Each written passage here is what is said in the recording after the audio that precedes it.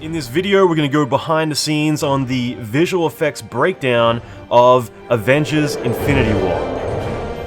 Throughout this video, we'll dig deep into deconstructing the visual effects process for the film from a unique perspective of a visual effects supervisor. So we'll discuss the work involved, the techniques, the technology, the process, all of the other key sequences in the film, and how they were created. I'm Allan McKay. I'm a visual effects supervisor in Hollywood, working in the industry for nearly 25 years at studios like Industrial Light and Magic, Ubisoft, and many others. So my goal is to teach artists and creatives to level up their career and make art their business. Let's dive in.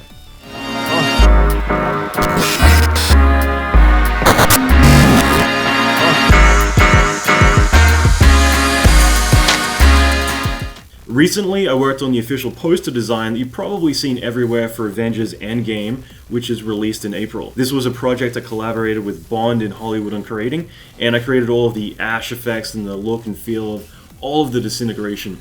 It was a lot of fun, but it was a brutal 3.5 days to turn around from start to end, with Marvel wanting to see progress within the first 24 hours. Interestingly, I flew in the day that Infinity War came out of theaters. So we went to the ArcLight Theater in Hollywood for homework to go check out the film, and at the same time it was a lot of fun to catch up with a lot of friends of mine that I hadn't seen in quite a while because everyone had been working so hard on the visual effects of the film. So this was a chance for us to celebrate the project being over and all the success of the movie, as well as get a bit of R&R before Endgame started to ramp up and everyone got back in creating all the visual effects for that. I'm really excited to dive into this breakdown of the film and discuss a lot of the process and the work involved in creating this. If you like this video, make sure to subscribe to my channel because I'll be releasing a lot of high value content frequently. Finally, after you subscribe, give it some thought as to what questions you might have about this film, and feel free to continue to post these in the comments as you go through the video. I'll be actively answering questions, and I would love to open up a discussion about this film. So as you watch it, feel free to leave as many comments as you like, questions or thoughts on what shots you thought were cool, or what key takeaways you learned along the way. So that being said, let's get started.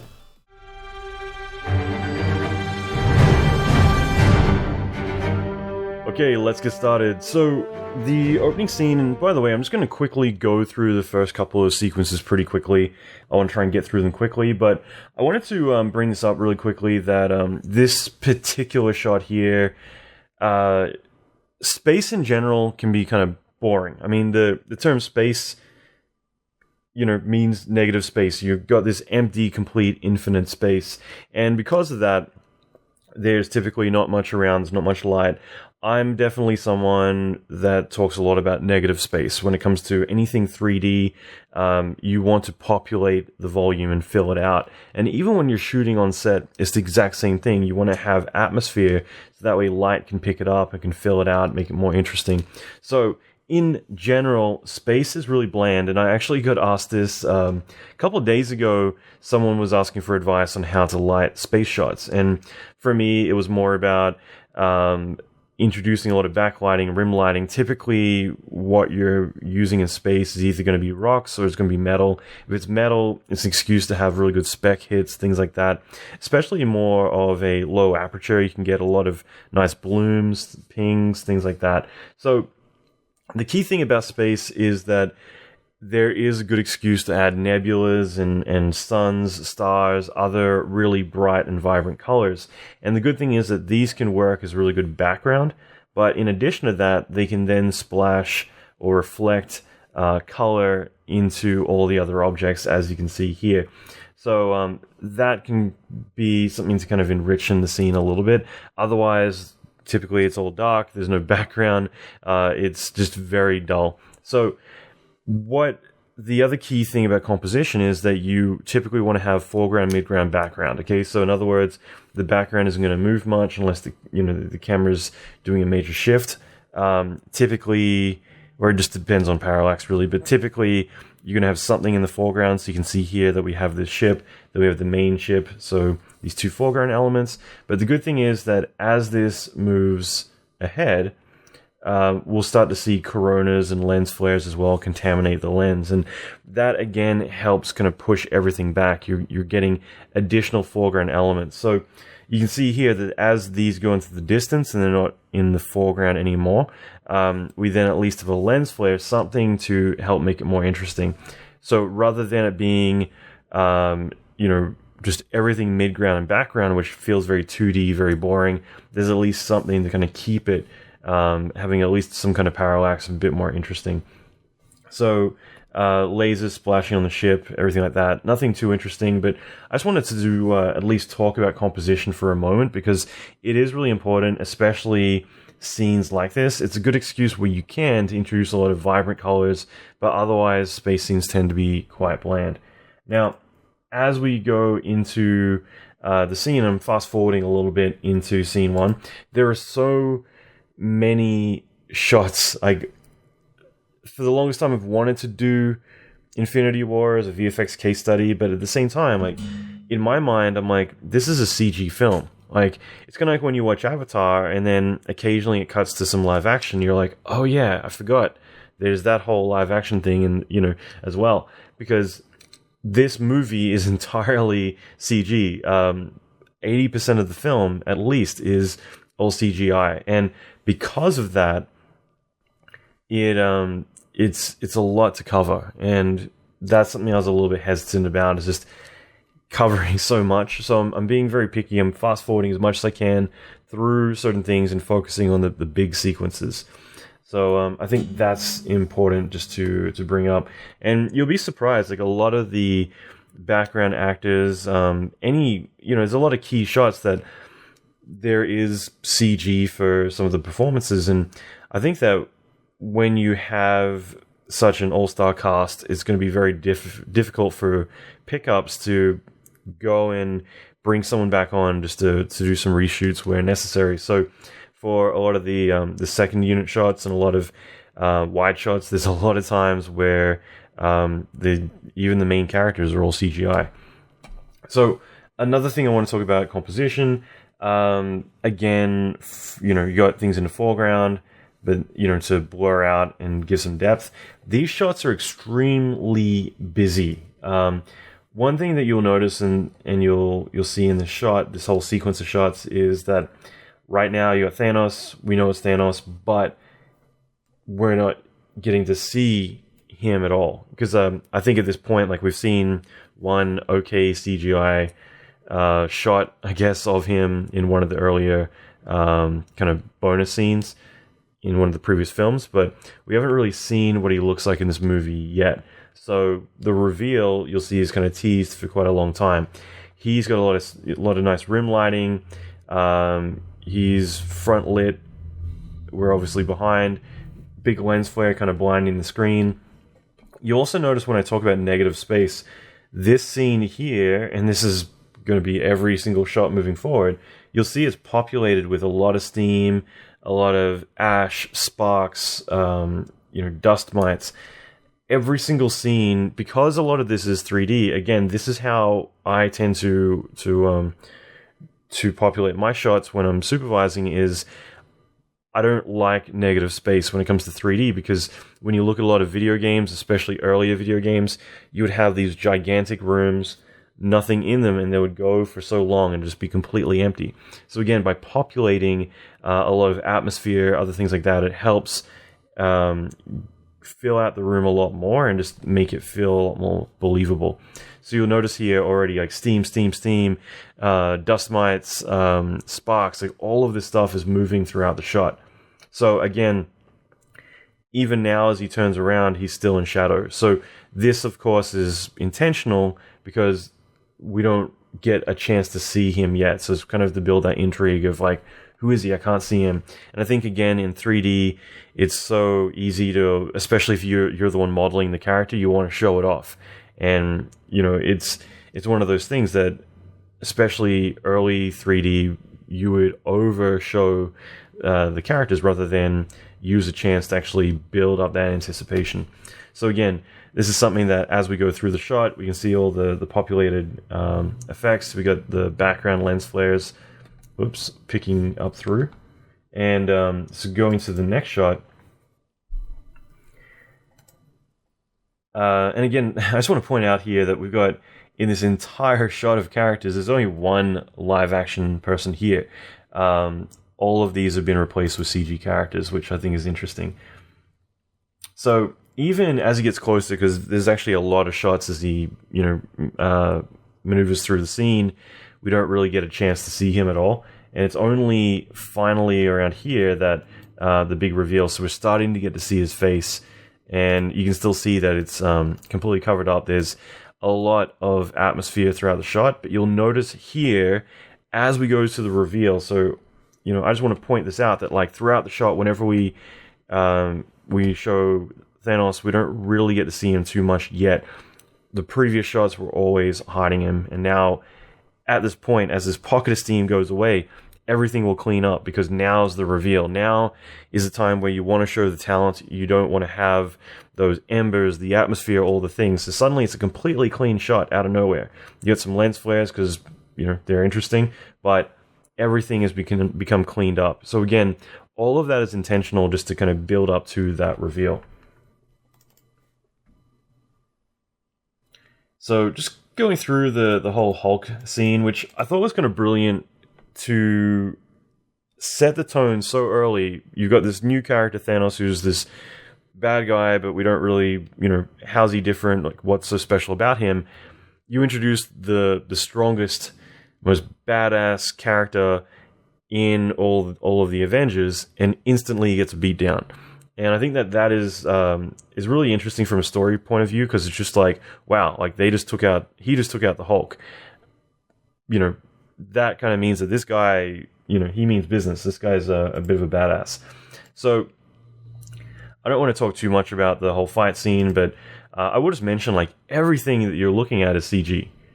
It's one of those things that you're watching characters like, oh yeah, CG character fight, but all of this, the entire sequence that you're looking at is completely computer generated.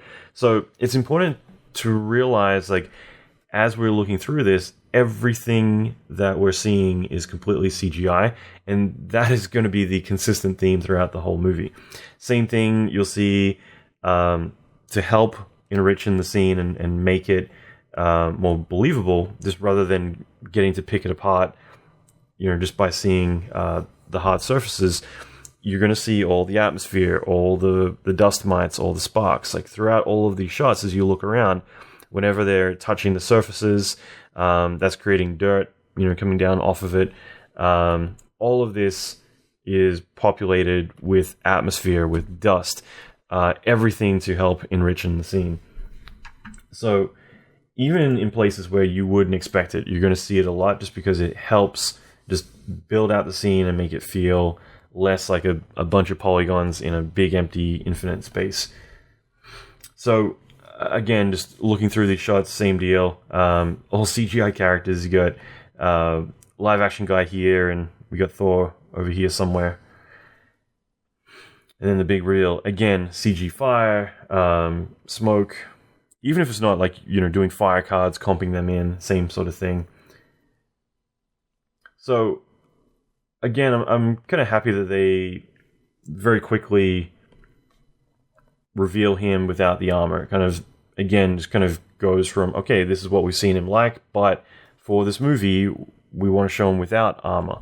So that's where it switches out. All of this is pretty straightforward so far, but as we get further into the visual effects, I want to put more emphasis on everything. All of this, just fluids, displacement on the pixels. Again, I find it interesting having this sort of stuff because it can be more of a story driver. In other words, you might have, without these effects or more subtle effects, you might be thinking like, why has he got a knife up there and it's not doing anything?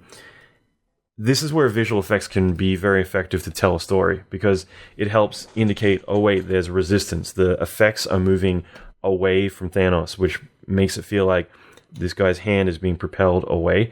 So visual effects, especially throughout this movie and in general, effects should be used most of the time as a secondary feature. I think that as effects people, we tend to try to make our effects the rock star, the center of attention.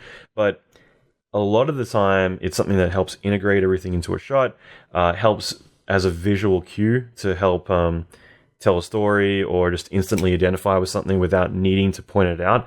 I hate, especially in the 90s and before that, where Hollywood films would need to just over-explain everything for that one person in the room who didn't get it. And so this sort of thing is very subtle, but having effects moving away from Thanos visually indicates that this thing is forcing his hand back as he's moving it forward. Without that, it's gonna, there's gonna be that 5% of people who are like, why didn't he just stab him? Like, this is stupid. And again, it's just, even for most people where it might be obvious, these sorts of effects can be really effective just to help solidify the message that you're trying to get across. Again, only talent, live action talent is these two here. This guy's obviously in a card. It's always tricky doing, something like this where, you got a full CG character. You could consider doing him CG as well, but I would imagine for his final death sequence, like, this is something that you want to capture their performance. You don't want to try and risk doing it CG and missing out on some subtle things that could really make the shot. So again, just as this kind of gets to the end, I'm trying to get through this very quickly, but I thought it would be interesting to talk about this. Doing something like this isn't too tricky. You're essentially creating just lots and lots of elements, and I think it's one of those things that, rather than going too overboard, it's about just creating lots of effects, populating CG, fluid simulations everywhere.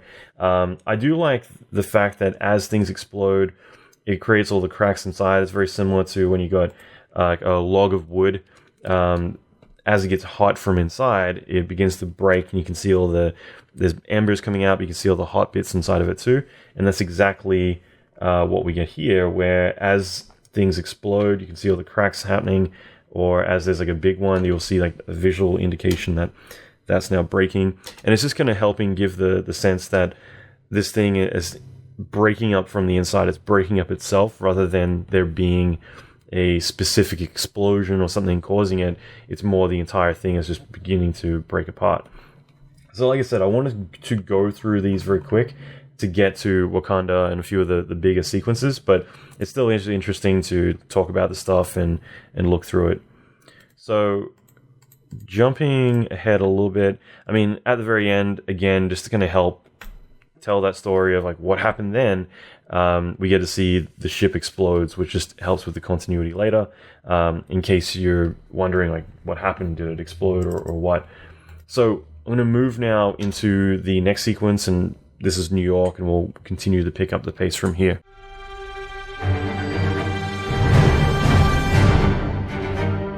Okay, so I'm just going to quickly talk about this shot. It's a bit of a throwaway shot. It looks really cool. Doing something like this isn't too hard. You could go and shoot this on your iPhone right now. All it is you're doing a 3D track, panning around the room, doing a 3D track, and then just populating it with some atmosphere, some stars, things like that. And then setting them up to glow when you get into comp. You can do it all in Nuke or After Effects, something like that, if you wanted to.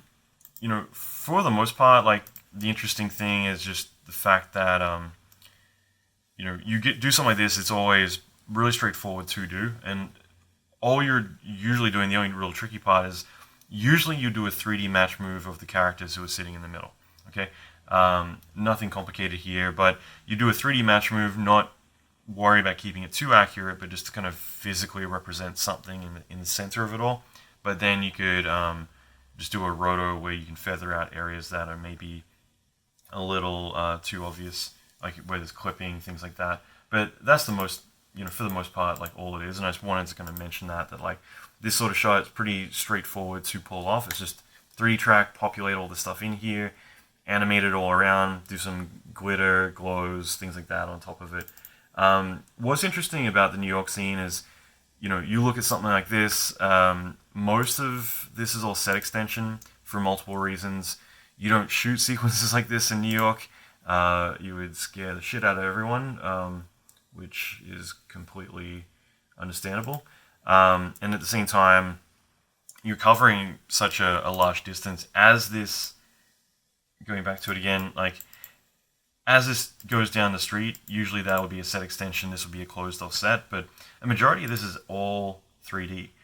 And for the most part, like it does an okay job. It's nothing special about it, but at least with the effects, the buildings, the cars look very real. Obviously, stuff in the foreground is all live action, but it quickly jumps to CG.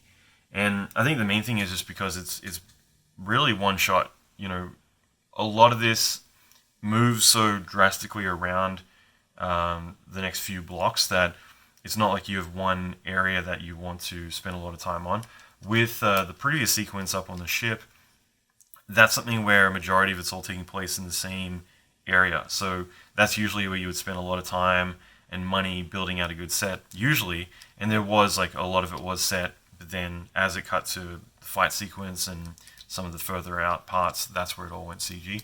Here, something like this, it just makes sense to do a majority of it CG because it's basically like one big long continuous shot. Then you cut to a wide shot just to understand where it is and what's happening. Again, when you're down on the ground, it's hard to kind of realize, like, is this happening everywhere? Like, what exactly is going on? One thing I'll talk about is scale. Scale is such a critical thing. It's so important. And in a situation like this, how you build something like this out is that you would usually keep something like this out of frame, and that's how you're going to really emphasize the scale. Sorry, I'm just trying to get this to sit on top. And so something like this, the framing is really important, just because by doing that, you're actually keeping it. Man, I'm having a bad time here. You get to keep it out of frame a majority of the time, and that's going to help it really emphasize the scale because it's so big it won't actually sit inside the frame. The first time I ever really came across this was a Star Trek movie, one of the Picard ones, like with the Borgs. I can't remember the name of it. I can almost remember the name of it. But anyway, Todd Vazari, who's one of the senior visual effects supervisors at ILM, he used to have a website back in the day. It's still around, vfxhq.com. And this website would write articles about a lot of the big movies that were coming out that had visual effects in them. And the reason for that was because there weren't that many back in like 97, 98. There weren't that many movies using visual effects, so you could write about them, whereas now it's every single film. And so it was really interesting with that, because that was the first time that when he pointed it out, it kind of registered with me that the Borg ship, I like Star Trek, I'm not a huge, I don't know everything about Star Trek, but the Borg ship... Sorry, I don't see that if trigger. That's my echo. The Borg ship is a giant cube, right? And if you were just to have that in space, as I was mentioning before, where there's nothing to relate it to, here you have these tall buildings, which you can then say, wow, well, this must be really big. And it's the same reason why you have birds in typical shots like this, things like that to help emphasize the scale. When you have it out in space, it looks very much like a miniature just moving through space, rather than it being this massive epic ship. So the way that they could emphasize how big this was when you've nothing else to relate it to was that it never actually fit in frame. It was always so big you could never actually fit it in the frame. And that is something that you can do quite a lot to really emphasize like how big something is. So you'll see this a lot with Thanos. There's plenty of shots where it's showing his entire body, him in full frame, but almost all of them have a specific reason behind them. I'm kind of curious how many of those I've captured that we'll go through, but usually it's to emphasize the scale of Titan or a ship, or it's a very strategic story moment that requires it. So usually Thanos is not always in frame. Usually he's always towering over. Usually a good example was where he picked up Loki earlier. He's pulling him into frame. He's pulling him from below up to his level. So in other words, he's so big, the two of them don't fit in the same frame unless he's pulling him up. Like always with scale, this is something that you'll see a lot, just to really emphasize like how big something is. So think about that when you're trying to do shots like this. That the way to really sell the story is little things like that. Other visual cues are having like no haze here whatsoever. Then as it goes down, it starts to introduce haze. As it goes further back, there's even more haze. This emphasizes that this is closest to us, and this is so big that it's actually kind of fading out into the distance as it moves back. And that's really critical to really emphasize. And I realize there's dust as well. I'm not naive to that, but it is something that really emphasizes if you have an object that literally is fading into the distance, it just indicates visually that that is a very large object. So again, it's something that's very commonly used. So I'm going to kill this really quick. I'm trying to use my pen tool, and this has been open for days. I had a few live reviews earlier in the week. So is this going to work? Yeah. Okay, cool. So yeah, that's just something to keep in mind is, yeah, those key things. Other than that, you got all the debris, and this debris is actually a lot bigger than it should be. And the reason for that, if you were on the ground, like you got people on the ground, suddenly the debris was a lot smaller, but it kind of needs to be this big just to visually register, and that's the only reason why. Otherwise, you would have everything so tiny, but unfortunately, it doesn't register as what it is then, so that's probably the only reason why you would even have it that big.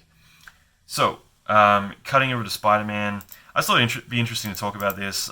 This is obviously not shot on a bridge with traffic and him to the side of the bus. So this is just a set piece where he's climbing out, jumps off the side. Pretty straightforward, but again, you want the talent's performance, but at this point, as he leaps, it transitions to CG. So again, this is all live action here, but this is a chance to kind of show off the scale.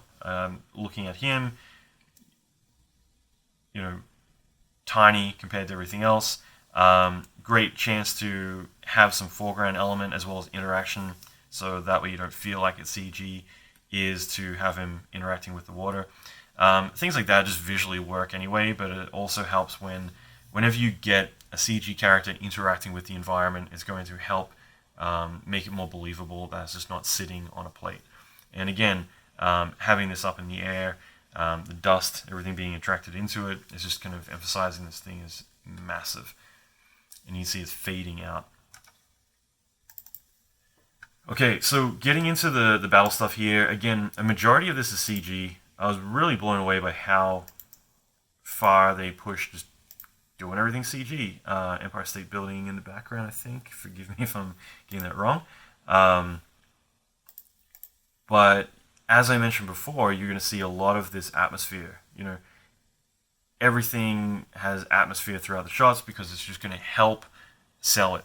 So if this didn't have any, then it just makes it feel a bit bland and a lot more obvious. So it's just something that you're going to see throughout this whole entire film is atmosphere, atmosphere, atmosphere. Everything is just going to be populated with that stuff. Dust mites. So again, you can just see this stuff everywhere. There's things floating around. There's little dust mites in the air. Embers, fire, smoke, whatever you can add just to make this feel more integrated into the shot. CG characters. Just gonna skip through this really quick, but again, just atmosphere. It's over the top. Just it's everywhere. So then we got all these effects here. So I was hanging out with the VFX Soup for this film. We're 28. So last year in Paris, and we're talking about this film, like what they had done for it. So it's kind of interesting because again, like you look at these elements, like doing something like this is not hard, and that's why you're seeing it all over YouTube. Everyone in After Effects is building this kind of stuff out because it's pretty easy at a glance just to go and build a lot of design elements. You go create all this, you can make them as separate cards, so that way they can all move independently, feel a bit more interesting. But ultimately, you're attaching this stuff to the guy's hand. It's just going to feel, not so elegant. So having these little sparks coming off everywhere helps. Just anything that's secondary. So anything that, if you have something physically attached to something else, having another piece that is secondary to it really helps. So there's times where we might have a live action character and we have to attach like fire, let's say, to their hands, and or plasma to their hands, and they've got to move around with it. It might be very attached to it.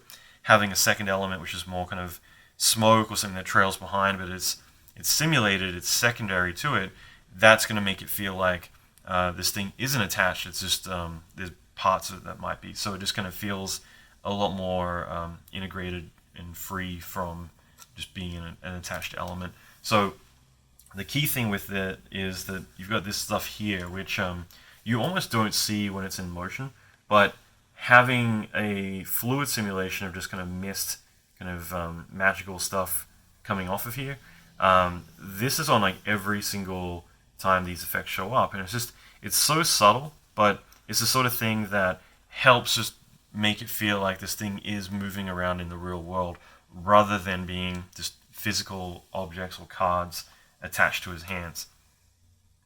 So again, same sort of deal. Atmosphere everywhere, the reflections in the car, things like that. Those are the sorts of things, even when they shouldn't be as obvious, like that sort of thing just really helps. Another thing you'll see a lot is like schmutz on the lens, stuff like that, which, there's just every single trick you can think of is being overused in this because it's necessary. It's, this is so ambitious, like how much they're relying on CG for this film. So you've got to use every trick possible. One of the key things that I've been asked a lot about was, can you do a tutorial on how to do Tony Stark's nanosuit?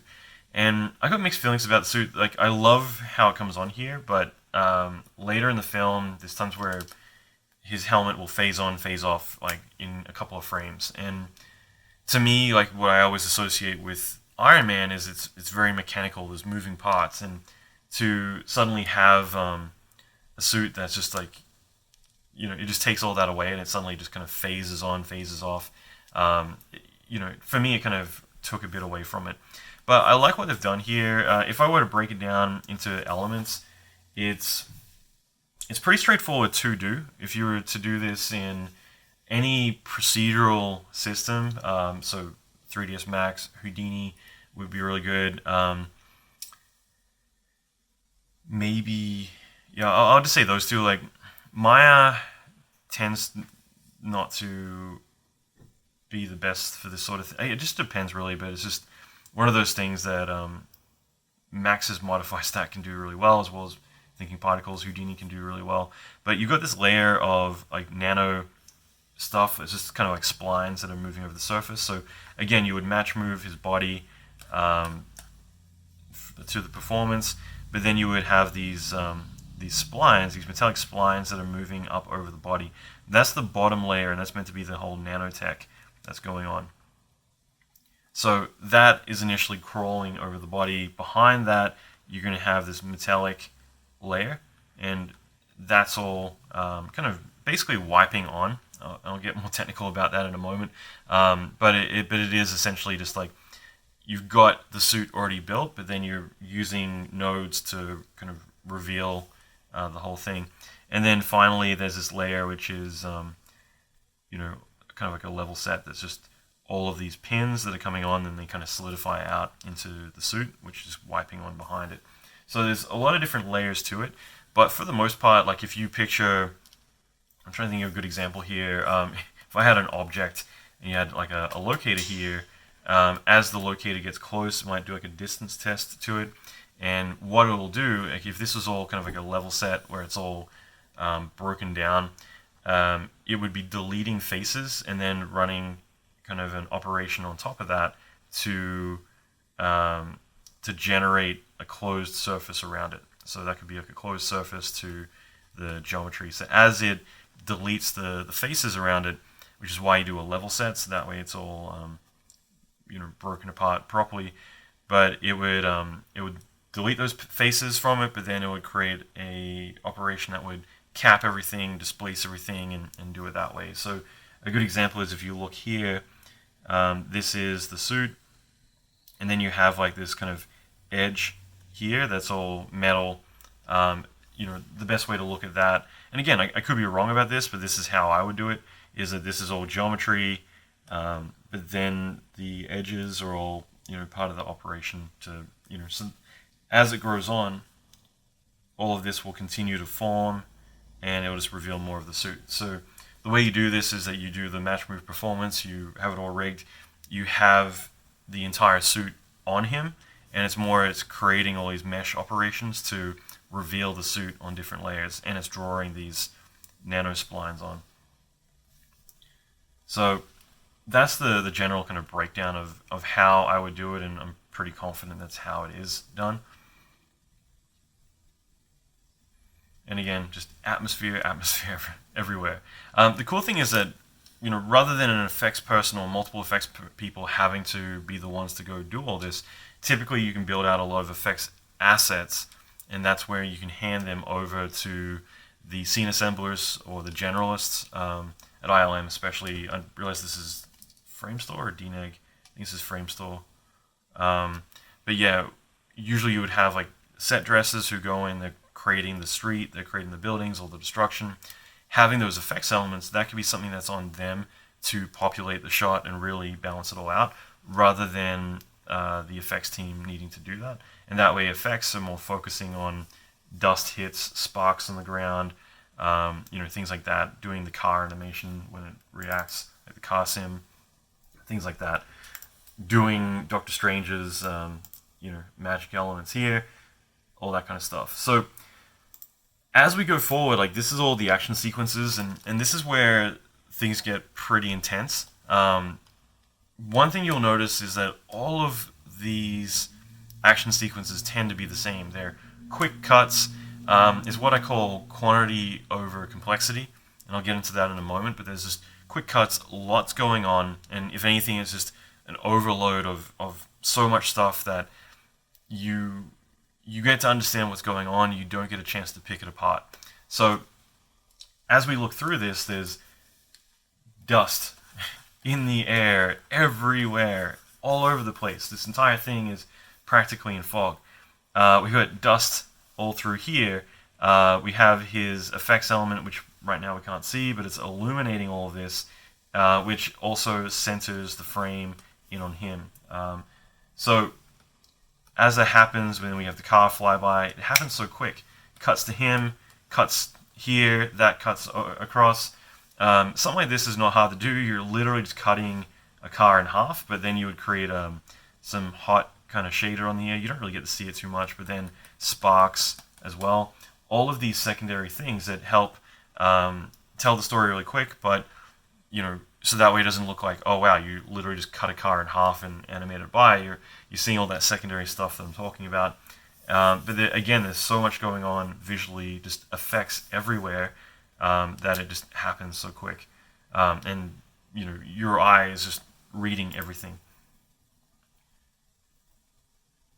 So, like I said, whole thing, you can see all the dust mites in the air, the atmosphere, like all of this stuff is just happening very abruptly. So what I was talking about before is quantity over complexity. So rather than quantity over quality, or so rather than having lots of just overboard cheap effects everywhere, the effects are great in this. The effects are awesome, but at the same time, it's more about quantity. So not to say that the quality isn't there, the quality is up there, but by having just so much happening at any given time, it means that you don't need to massage a shot too much. It means that you have 2,500 shots to get through. You're going to be trying to get through these as quick as you can. You're not going to be like, wow, I'm going to sit down, spend 3 weeks and make the shot everything it can be. It's going to be, how quickly can I get to the finish line so I can get into the next shot, the next shot, the next shot. So as long as it works, as long as it's believable, like, yep, that's great, final, move to the next one, that's all that matters. So with this, I feel like all the shots are very complex, but it's more about the quantity than it is about the complexity of the shots or anything like that. So again, looking at a shot like this, you have a set dressed pillar here with all the rebar and everything in it, but it's breaking in certain areas. You're not doing crazy amounts of like, oh, I'm going to do some kind of dirt sim here. I'm going to do like a complex dust. They're gonna have like dirt pouring down here. If this was like, if I had one shot to do on the film, like I would give it everything I could. I would go overboard, but instead it's all about like, how do I get it quickly to work? So we have effects on here. We have fire down here. We have dust everywhere. You've got this dirt explosion over here. All of these different things, flame reflections, all of this stuff builds it up. So again, just all of this stuff happens so quick. There's so much of it. Quick cuts everywhere. So as we go through this, though, what I was kind of hinting at earlier was that you'll notice that unless they are dialogue shots like this, which look really cool, the integration and everything, but it's just so quick. I think this is a good example here. There's so much going on, and you'll notice that with every Marvel movie, it's almost the same, and that's because traditionally they'll bring in the director to direct the film, and what their focus is on the character, on the story, on really bringing something unique to that movie based on what they can bring to it. However, the action sequences are all done by Marvel. Like, they've built that formula and it works. So the director, typically with the Marvel films, doesn't get as hands-on as you would expect. It's more about Marvel knowing like what works, and they handle all the action, all the big visual effects stuff themselves, because they've been doing it. It's working. You don't want to risk that by bringing in a different director and having a different tone to it. So I think it's kind of interesting that it's kind of broken up that way, where you've got someone who is focused on making it their movie, but then when it comes to this stuff, Marvel is that protective about it. But that's why like they are all the same. Like, they're following that formula of just lots of cool epic action sequences. Everything's just really well done, and it's because it's working. So why risk messing that up?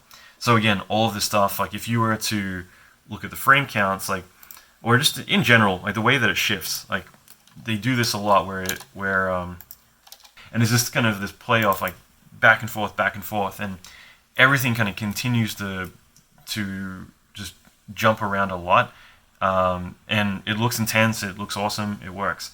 So again, as we move away from the New York stuff,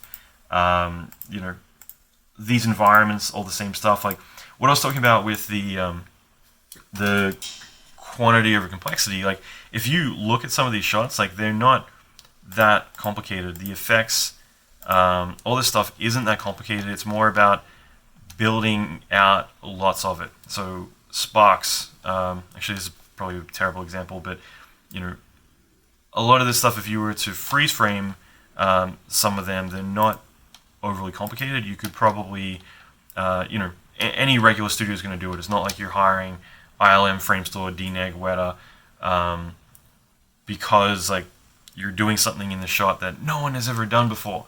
Anyone can displace and mess up the ground here and paint in all the cracks, or however you want to do it, add the dust, some bent metal thing.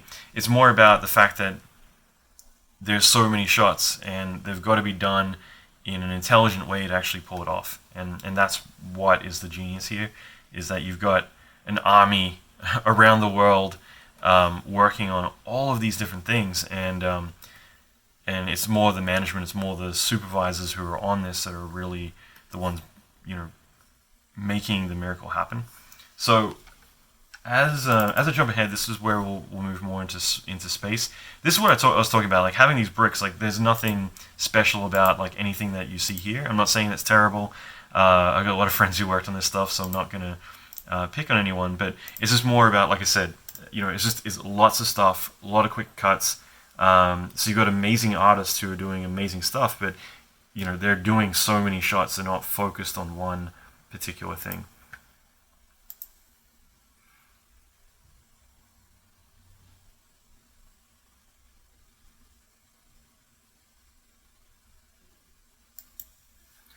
Alright, so now let's move into... Oh, we still got one more sequence here. So again, this is just more of it, just quick cuts, lots of the more secondary effects, I love that. So again, all CG.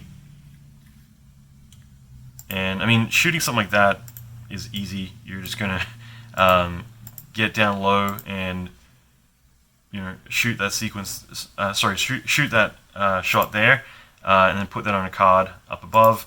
I love that when the arm comes through. Again, it's just a animated hand. It looks cool, but I love the hot shader, the subtle smoke coming off of it. All those sorts of things that work on it. But again, all these sorts of effects pretty straightforward. Now we get into space. So with this stuff, again, the framing is going to be only a piece of it to really kind of showcase how big it is. And there's so much going on. It's really busy, really interesting. So it works just like lots of light flashes, lightning, sparks, things like that, just to make it visually interesting. And that's just what this is all about. It's just like throw lots of effects at stuff and make it look cool. And so we got CG, and then again, all CG. This whole entire environment CG. So I thought it was interesting that they, how the ship flies and how it moves isn't important, but they still managed to put 2 shots in here just to kind of talk a little bit about, like, this is a real ship. It actually, gets flown, like, how does it work, kind of thing. So I like that they have this one shot here where it's like you actually get to see him piloting the ship. So it's like, okay, cool. Like, you don't think about that stuff, but it shows that they've actually given it some thought without taking away from the story. So here we have like all CG, the entire thing goes up into space. And again, this is CG. Again, showing the context of like Earth down here. They're obviously really far up. You got all the clouds in the middle, this in the foreground, out of frame as always. And this is where, as it cuts to the side, we introduce the talent back in the shot.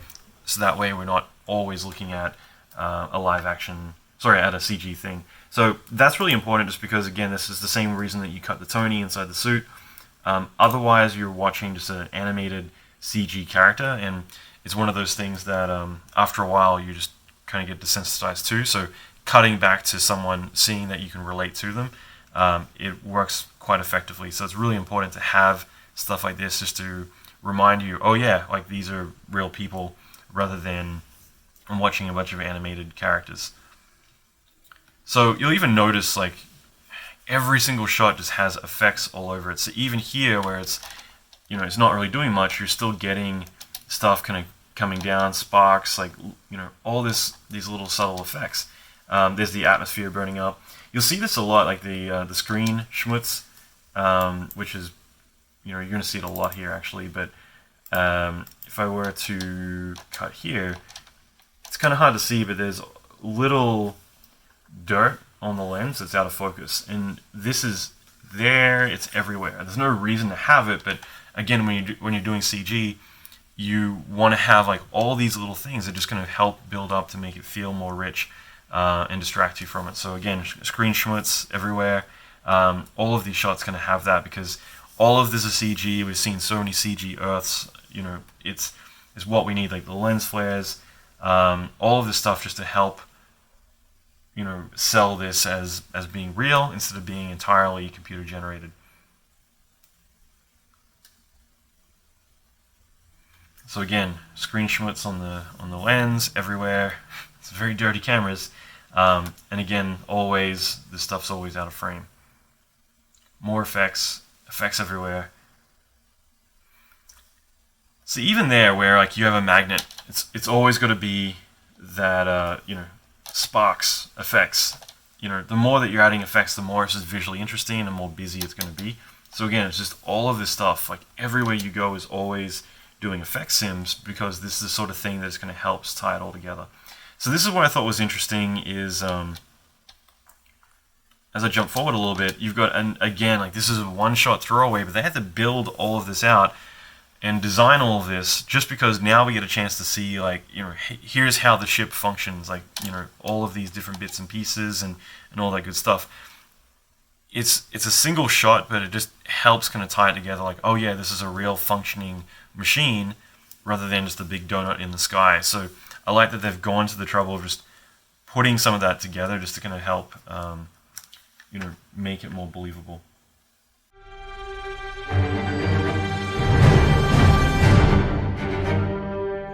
Okay, so this is the whole Gamora flashback scene, and I'm just going to jump through it kind of quick, but I think this is a really awesome sequence for a lot of different reasons, but one cool thing is I love the fact that they are bringing back a lot of these guys that, for the most part, you just see in the original Avengers film, because I feel like, although it is such a huge part of Infinity War, it doesn't get referenced enough, like, just the whole full circle, like Avengers, the movie, the whole Manhattan battle, and then the fact that it's all been building up to this moment.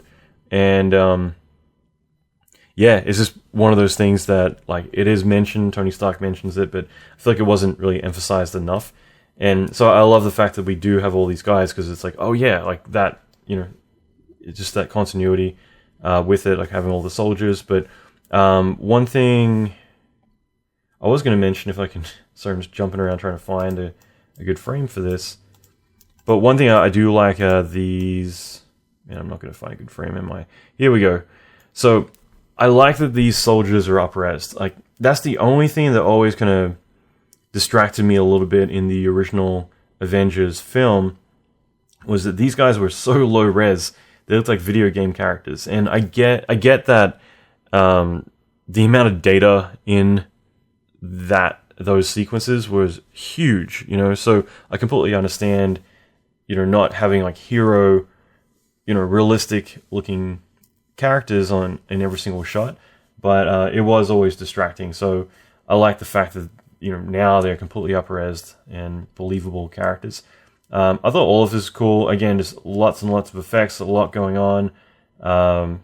You go to, obviously, pretty much all of this is CG.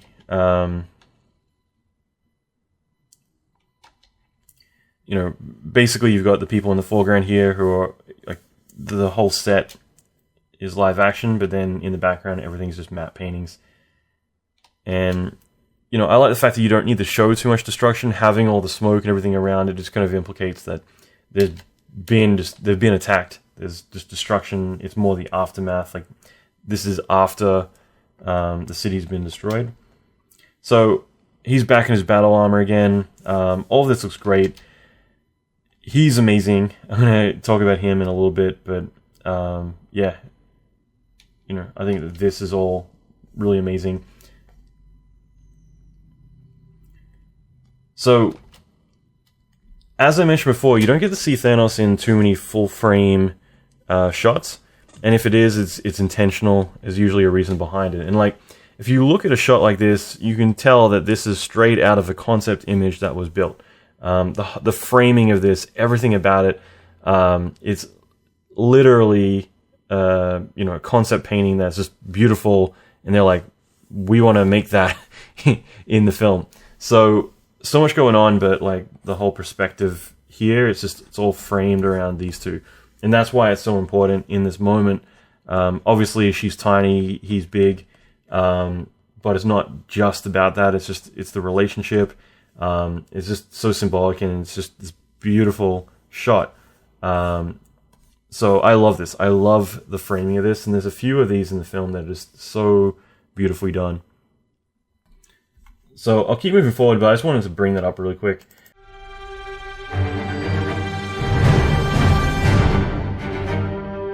I think that this is a good example. I love this shot to death. We actually had a meeting yesterday about this as reference for something that we're doing at the moment, where, for me, this is just such an amazing, like, the work that they did in Thanos, like Weta and Digital Domain, was amazing. I'm in awe of what they've accomplished, and it's just so believable, and it kind of angers me. I've read articles where they've talked about, this is proof, like this movie is proof that like CG bad guys is a bad idea.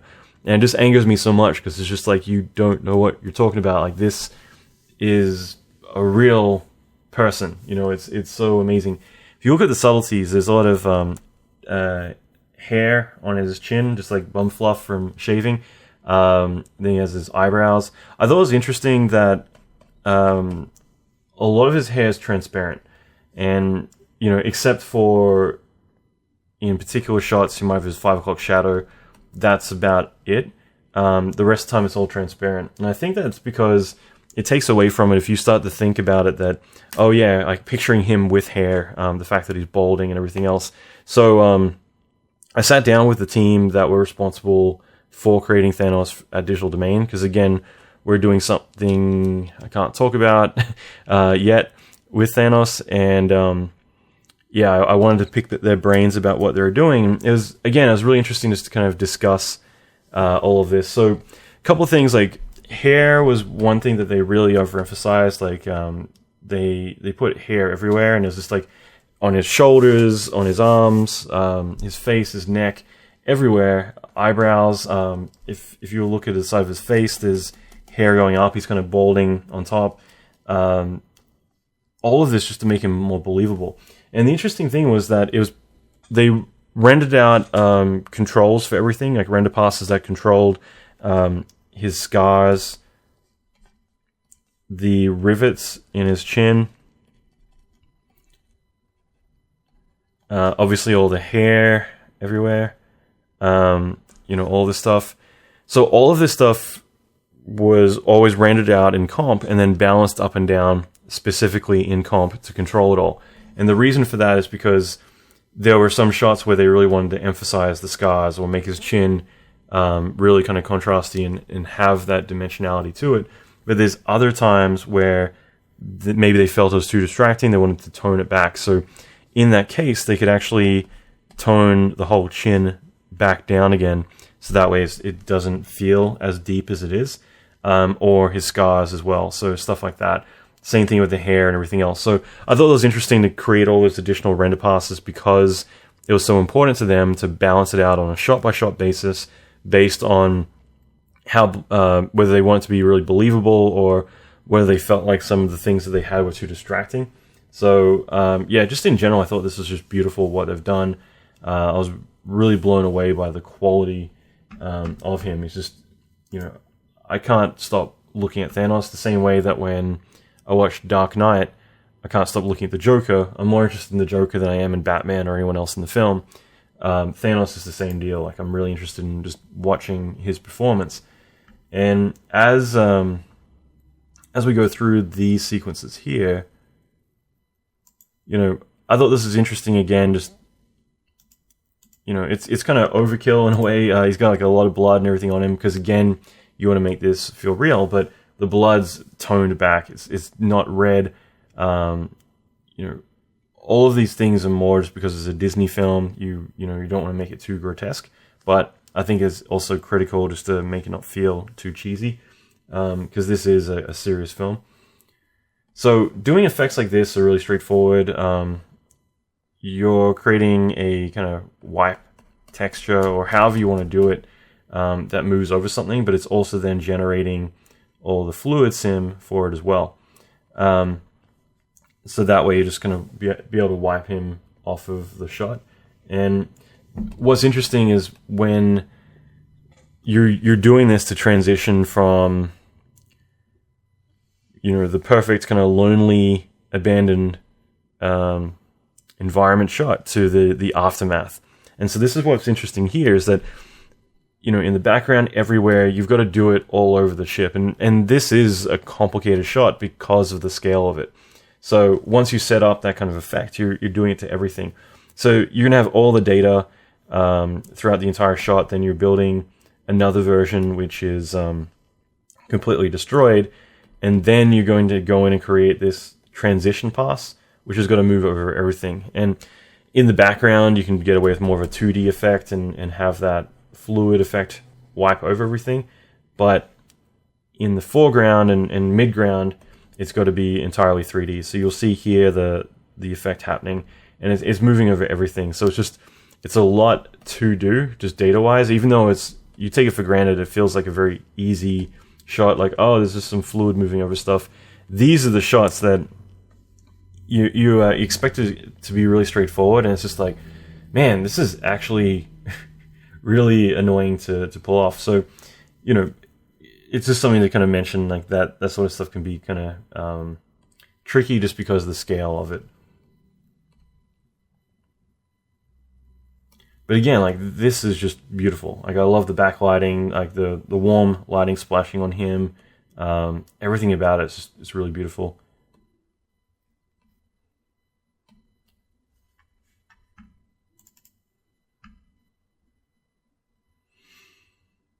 So these again, I'm assuming, I hadn't really thought about it till now. I'd assume just because they have the assets, I'd probably just go 3D from the get-go for those shots. Because traditionally what I would always do is I would do a projection onto a match move character and then do the whole effect. But, in most of these shots, it's all CG. So when you have assets that are that believable up close, especially when it's a quick cut to the effect, as in, like, it pretty much instantly happens as soon as it cuts to that shot, it makes sense just to do it entirely CG. So these are fine. They're just quick shots, but I'd assume that everything in these shots are entirely digital.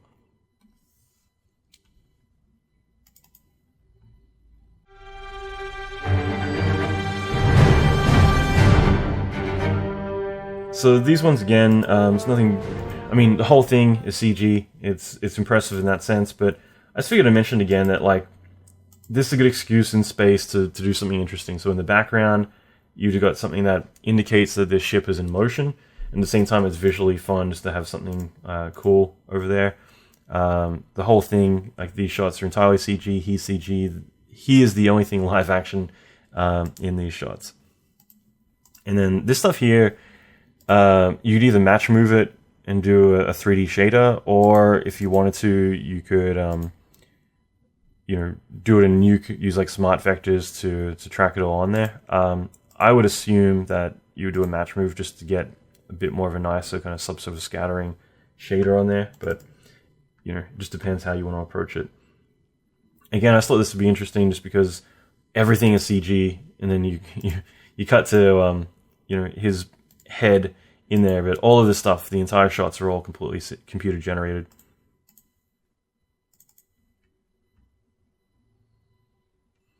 So again, just something important, like, a lot of these effects are more there as, like, those visual cues to help, especially when it's quick cuts, just to kind of help you visually to kind of identify, like, what's going on.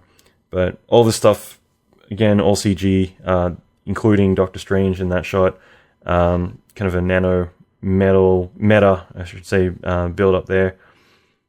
So for me, everything I've talked about so far, it's fun to talk about, but, like, it's more the next few sequences that are going to be really fun. Like, this to me is, like, where things get really complex. I remember when I saw this with the team, when Marvel wouldn't show us any of the stuff of the film, so we had to go and see it at the ArcLight Theater in Hollywood. And so for me at the time, like, when I saw this, I was just so overwhelmed with the quality of the effects. Like, I thought this was really brilliant. Like, this movie has so many high caliber effects, whereas usually it might be a few hero shots or hero sequences that all the money's kind of put into. This whole movie is just eye candy. It's really well done. It's high caliber. So I'm blown away by all of this, but I'm really excited about Wakanda and Titan and the Ash sequences. I think that these are the ones that are really leveling up even more.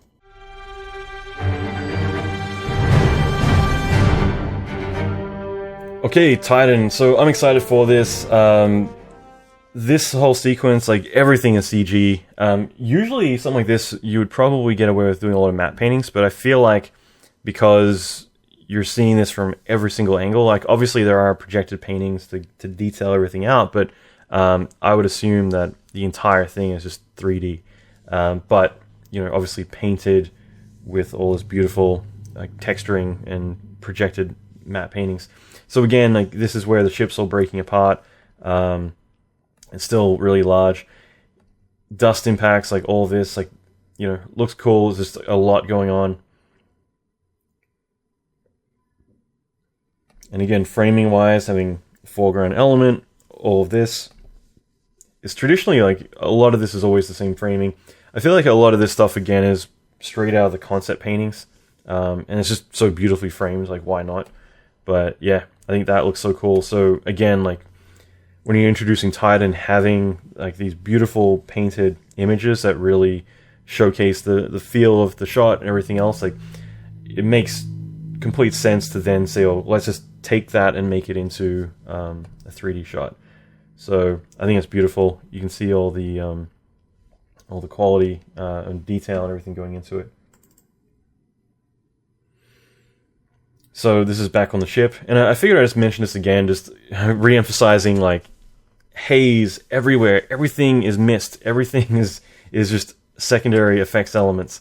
So every single shot that you look at is just going to be tons and tons of effects, tons and tons of secondary effects that are making up all the mist and everything else.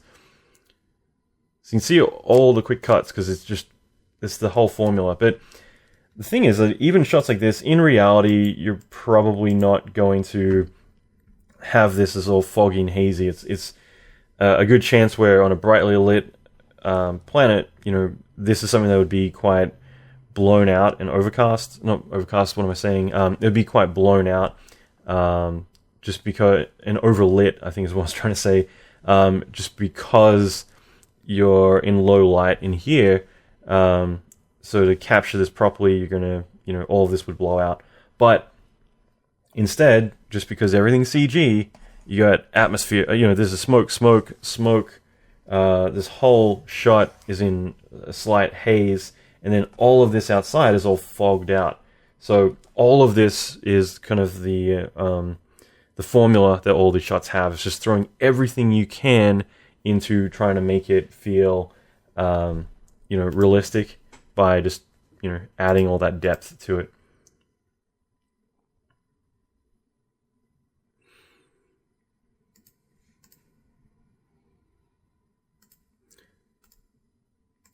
So again, lots of effects, all of this, pretty much all CG. Looks awesome.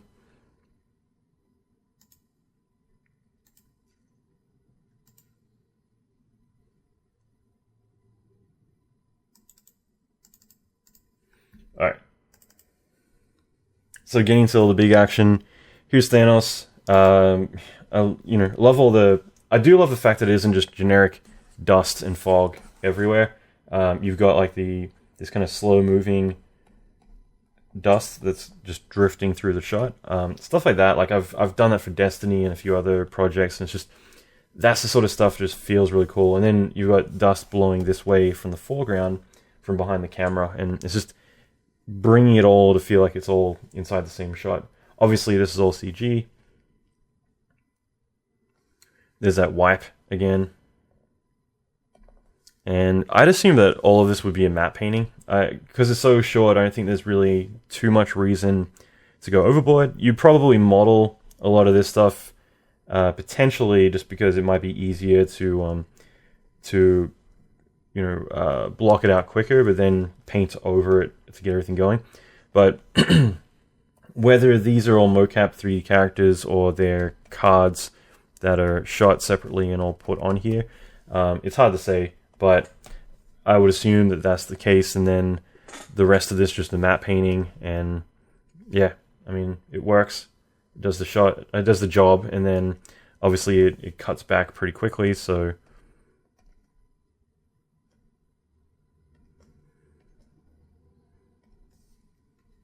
and then back to what we have here.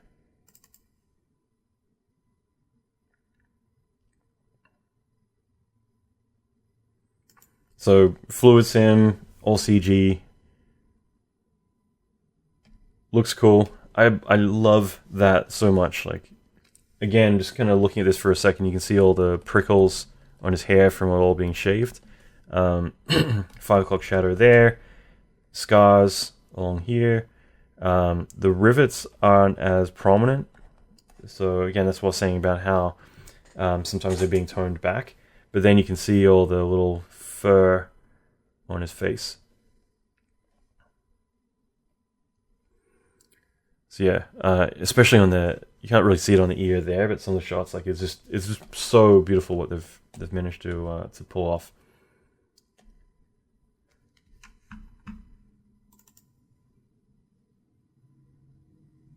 So this is a good example of what I talk about with quantity over complexity. So again, like if this was a hero shot, because it's not, like this is just one quick shot you're not even going to remember, in the mix of all the other shots. But if this was a hero shot that, I got hired to come on and do, and it's like, oh yeah, we have this shot where, 10 years ago, you're like, what is it? This big cylindrical combine thing blows up and it all gets deconstructed, and then from there, the whole thing turns into kind of bats or some crazy shit. And, for me, that would sound complicated. Like, holy crap, okay, it's going to be a lot of work. You might budget a couple of weeks. As this all breaks apart, you might have like small plasma stuff coming off. You're going to have like dust trails. You're going to have smaller pieces. You're going to populate it all out. You're going to have like this big dust shockwave going over everything. He's obviously in the foreground. You would really flesh this thing out, and it would be this big money shot where it's like, wow, like this is, such a big important shot in the film, and just adding all this detail to it and having all these clustery things blowing up, and the whole thing transforms into these bats. Like 10 years ago, that would be a really big challenge, and therefore something that you would be putting a lot of emphasis on. But now, like, there are so many shots that this is where it's just like, let's get it done. So we break it apart. We have, these aren't fragmented. I think they're all pre-made assets. So it's kind of like, okay, let's have a flash. Then we just have like a system of all these pre-made rigid body particle system of assets, of rebar, of metal, of broken things. All of it just blows out. We do this like electrical thing we'll borrow from, some other shot that we've already built. We'll do a dust wave thing. We'll do these assets that, probably the character animator just has a slider to turn on. All of this is just like, in a way, a throwaway. And again, I'm not saying that to downplay the work that this artist did. It's more, every single shot in this film is just epic. So you're doing what it takes to get the shot done and get it finalized, because you put this in front of someone, they're going to say, awesome. And then from there, you get it finalized and you move on to the next shot. It isn't, let's go through this massive revision process and what else can we add to the shot? It's just quantity over complexity. Let's get all the necessary bits to make it believable, and then move on to the next shot and the next shot. So you got this beautiful shot, epic shot, but it's just one of many. So all of these is just like, let's get it done, move on to the next thing.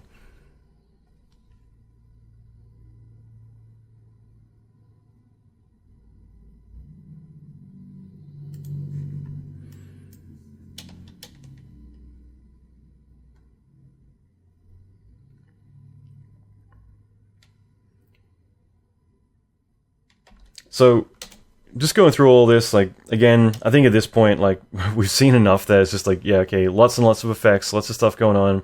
Camera's typically always moving in the action sequences.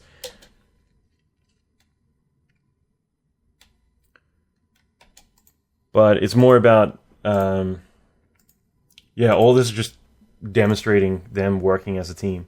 And that's what I liked about Avengers on the aircraft, the flying aircraft carrier, was exactly that you had all these guys who would typically be individual heroes all suddenly working together as a team, using their strengths together to do what they need to do.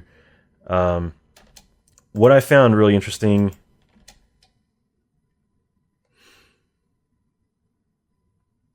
I love that napalm. Fluid sim. I think this is ILM. I'm trying to remember, because like this does look a lot like Plume. Interesting thing about ILM is like they have their proprietary fluid solver, which is awesome. It's really powerful. It's really fast. I've been a big fan of it while we're doing everything with Airbender, but the interesting thing is they're moving away from that. They're going to start using Eddy a lot more for all their stuff, which is fluid sims that are done inside a nuke. So I think it's kind of interesting that they're distancing themselves from. Usually they used to use CUDA inside of NVIDIA to sim all this stuff, and yeah, it works really well. But I find it interesting that now it's like some effects sims are now starting to be done in comp, and that's definitely something that I'm going to be putting a lot of my time into is working on building out a lot of stuff for comp in the future. But yeah, all this stuff looks really cool. Ship crash, all that. I mean, again, it does the job. Just a lot of rigid bodies. What I think is really cool as we get into it is, I think it's this sequence here. So I'm just going to jump ahead a little bit. Again, all of this is CG. Everything here, I would imagine, is entirely CG. So what I found to be brilliant, like I had to freeze frame this on a projector to look at it, but like this is just amazing. I can't believe someone would say, CG characters, like Thanos are just ruining cinema. Like this is just so utterly amazing. So again, I had a meeting yesterday with, apologies for all the background echo noises. You had a meeting yesterday, and we were just picking apart this because it's exactly what we're trying to pull off for some Thanos stuff right now, and it's just, this is just so epic. The shader, everything about it is just so amazing, and then getting this up close, like seeing beads of sweat, the skin pores, everything is just so utterly amazing. Eyelashes, everything.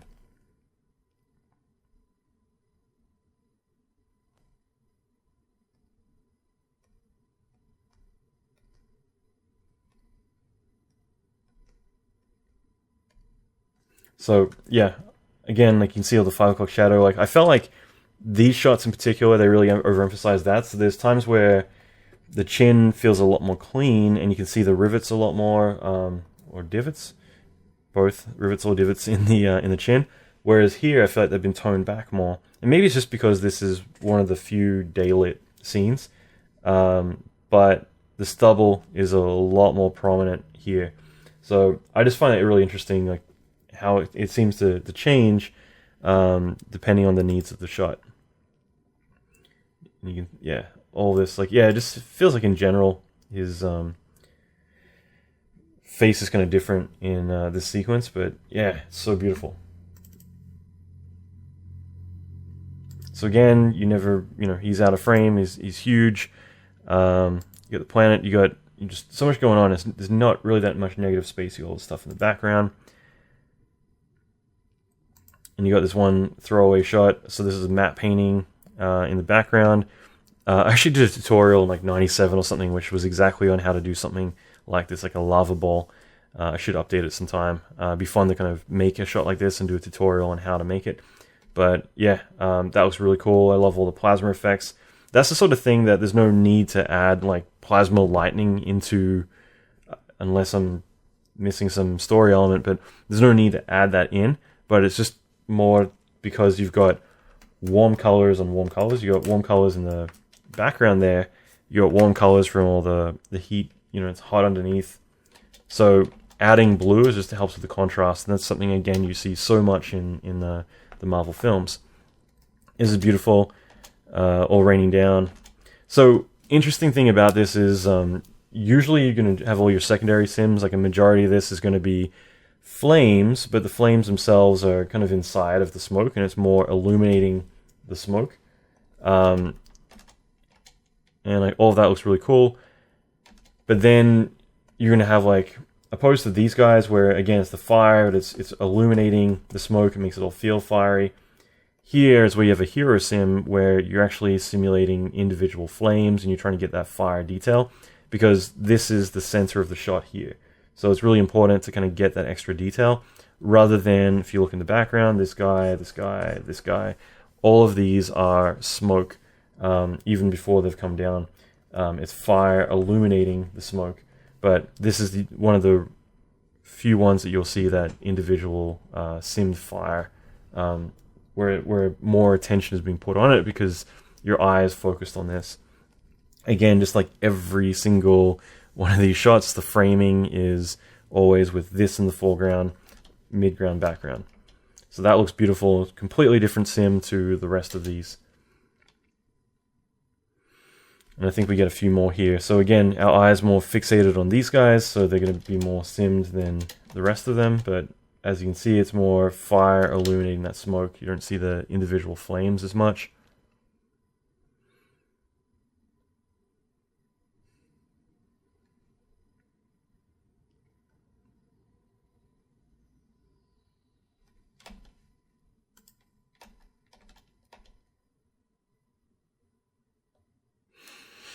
All right.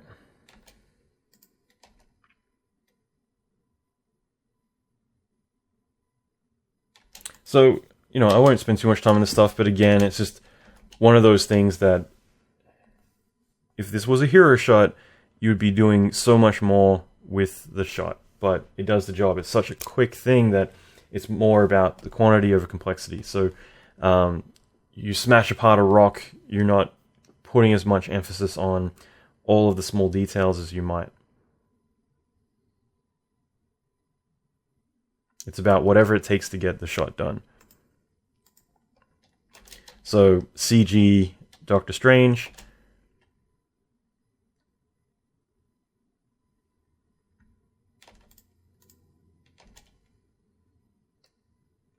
I love that. It's really beautiful. Again, all CG, then live action for here. So you get the idea. Like a lot of this is just about the fact it's like, hey, we got 2,500 or how many shots, like let's go all out. Even stuff like this, like I guess if this was a hero shot that we needed to do, like I remember on G.I. Joe, I didn't work on it, but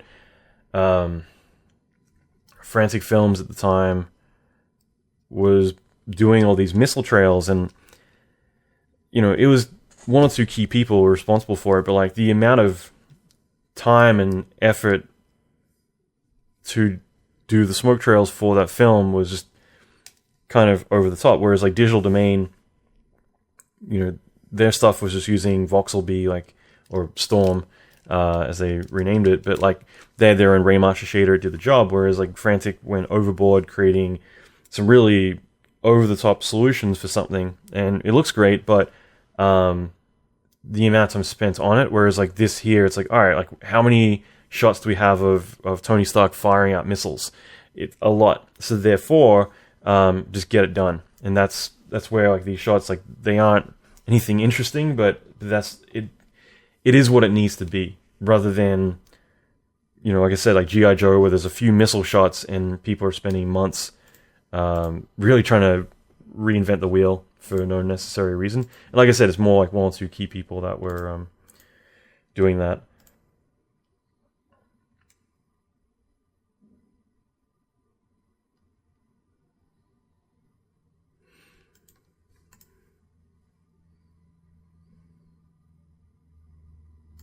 So all of this, again, just lots and lots of effects. I love the pacing of this, where it continues to get quicker. Like the cuts keep getting quicker. Everything's kind of building up, so that way you can't really keep track of it all as it gets to the final bit. All right, so that being said, I've got two more sequences that I want to go through, or technically three. But again, like Titan, I feel like is one that's really fun to go through, just because it's all CG, and this is what I was a little bit reluctant to talk about Infinity War, just because the whole thing is CG. It's kind of harder to break it apart when it's just like, it's CG. I can mention, this is animation, that's displacement, that's effects, or whatever, but like it's all the same thing. It's just quantity over complexity.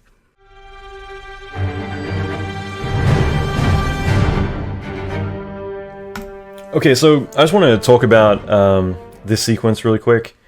And like initially, matte painting. This here's 3D. Obviously, matte painting projected on.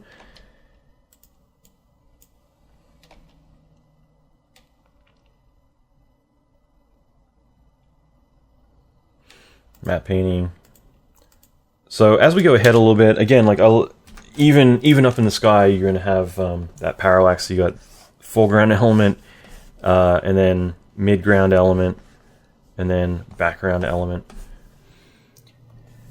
But you know, again, the reason I even included this sequence is just because I feel like if anything, this whole sequence, it's such a critical one, but it's also one where it doesn't need to be effects heavy. It's, if anything, it's giving you a break from what's going on. Sorry, what's going on. Everything's been so intense up until this point, and here's a chance to take a break from it all. The atmosphere is so desolate and lonely. There is no intensity. No one gets angry or really escalates too much until the very end. And it's all just going to set this low tone and slowly build up over time. There, of course, are effects everywhere. You've got all the mist, the snowflakes, you know, everywhere.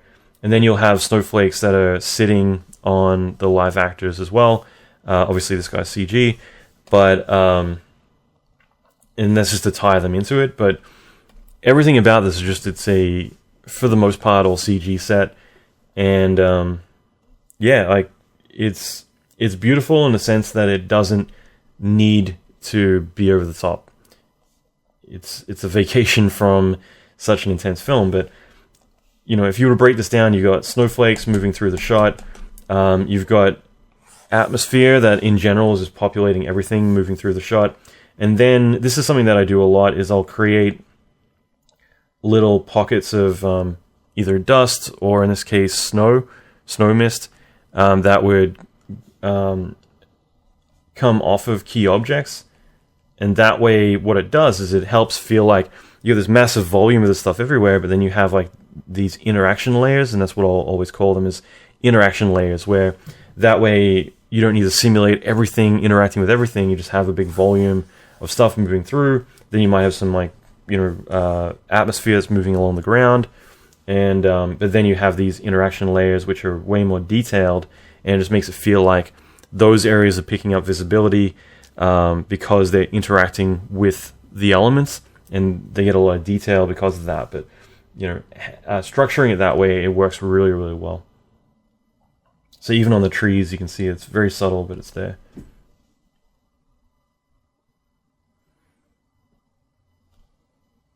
So again, like, it's kind of interesting with framing that most of the time you have Thanos as this big overtowering menace that rarely is full frame in any shots.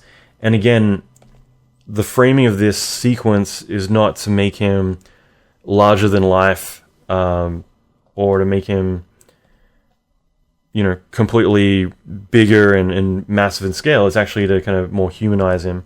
So as you're going through scenes like this, he's on a journey, you know, being led by this guy with Gamora. Like, they're all in a sense people. You know, they're all in that sense that they're all people. I'm gonna stop saying people, but you know what I mean. Characters that are on a journey they're going through here. It's more humanizing him. It's not trying to make him this overbearing, massive monster that should be feared, but more framing him like you would any other. If you had Conan moving through, you know, on his journey, or whoever it would be, Luke Skywalker, it's going to be the exact same framing, the exact same thing. It's very different sequence to everything else in the film.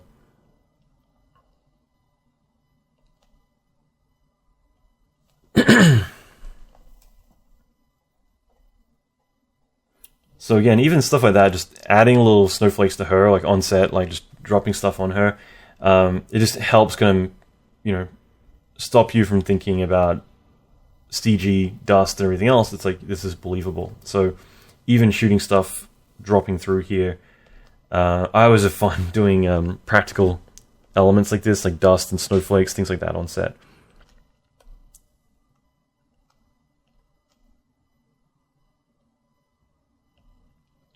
So it's a really powerful scene. It works really well.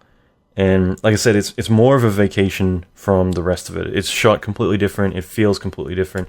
It's about them, and it's not, you know, the quality over complexity. It's more, this is a movie piece, which I feel like the rest of the movie, there isn't as much of that. It's always ramping up. It's always intense. And I can't say much about Endgame, but like that's one thing, is that there's been sequences of the film that have been completely removed, even though they would have been so cool. But that's because they wanted to make it more about story. So they're, you know, yeah, like I can't say too much, but yeah, it's been more about telling the story and the characters than it is about like these epic monster sequences that are, you know, out of this world. So now we'll move on and we'll do all the Wakanda.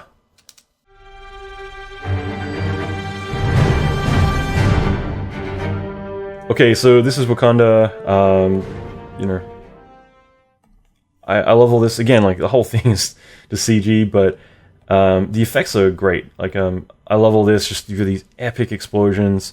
I hadn't actually seen Black Panther yet when I saw this, so it was kind of cool because I was kind of left out of the loop, and I had no idea like what Wakanda was about. I knew nothing, so it's kind of interesting, opposed to like knowing they're this massively technologically advanced country. So you know, all of this is a bit more of a surprise, like, you know, what the hell. But yeah, this is amazing. Like, this is sort of stuff that I love because effects wise it's really well done. You got these massive explosions that have cool elements. In other words, cool being that it's not just red hot. That's the problem with explosions, is fire is a light source, and because of that, by itself there's no dimensionality to it. So in other words, you can't tell the angles. Like I've been trying to do explosions my whole life, and you know, it's been very tricky to pull it off. Certain angles are always very boring because there's no angle to it all.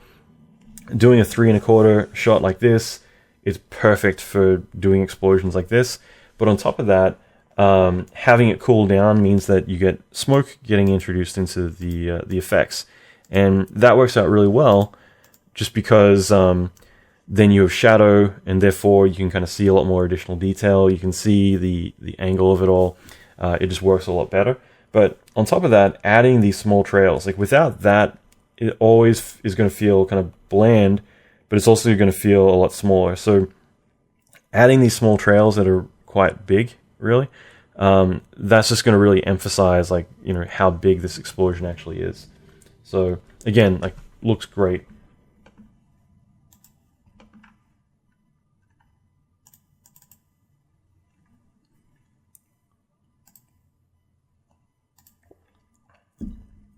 So again, everything here completely CG.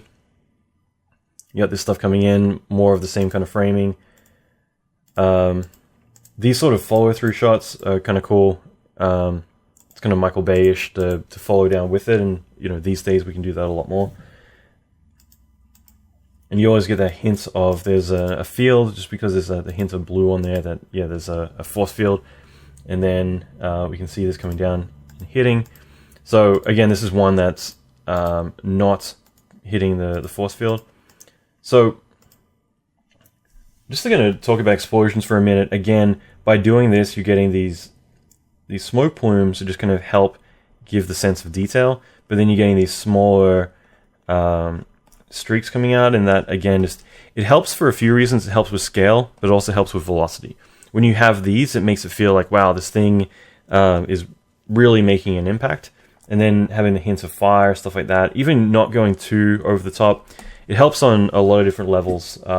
Less is more in situations like this, because it helps make it where there is an explosion, the scale, the detail, but more importantly, you're saving a lot of the bigger explosions for later. And if they're all big, then it is not really going to get a chance to escalate. Whereas here, having them explode so much then it gives a chance for it to escalate to bigger explosions later in the sequence. So again, now, this one hitting, it's like you get these fire splashes coming out everywhere. You got these trails here that create smoke. There's a lot of elements. Like these shots, like this explosion has a lot of complexity. It looks great. And I think if anything, like these 3 shots, just to kind of go back to it for a second, it kind of introduces a lot in a very short amount of time. So we had one hit the force field. Suddenly you got one hitting dirt. Next one you're seeing, I think, is hitting the force field, I think. Or is that the ground as well? I think that is the ground. But then you get another one that's hitting directly in the water. And that there, we get to see a few different types and how they work. So there's one hitting the forest. So it's kind of cool that you're not showing the same stuff over and over. It's actually showing it in different environments, different situations. And then that's where it washes over and hits the force field. So I think it's kind of cool. I like what they've done. Again, the entire sequence is CG. Like, all of this. That sort of stuff isn't too tricky to do. The only annoying thing with doing stuff like this is, again, it's large scale. This here is just a shader that happens, but the shockwaves here, you've got to simulate all that in containers, and it's, even though they're not complex, it's a pain to do that sort of stuff. More to simulate it than to make it. Entirely CG. Got all the smokestacks in the background, dust interactions on the ground. And again, like, all the dust is just there to help kind of make it feel like it's not just a bunch of stuff comped over the ground or anything.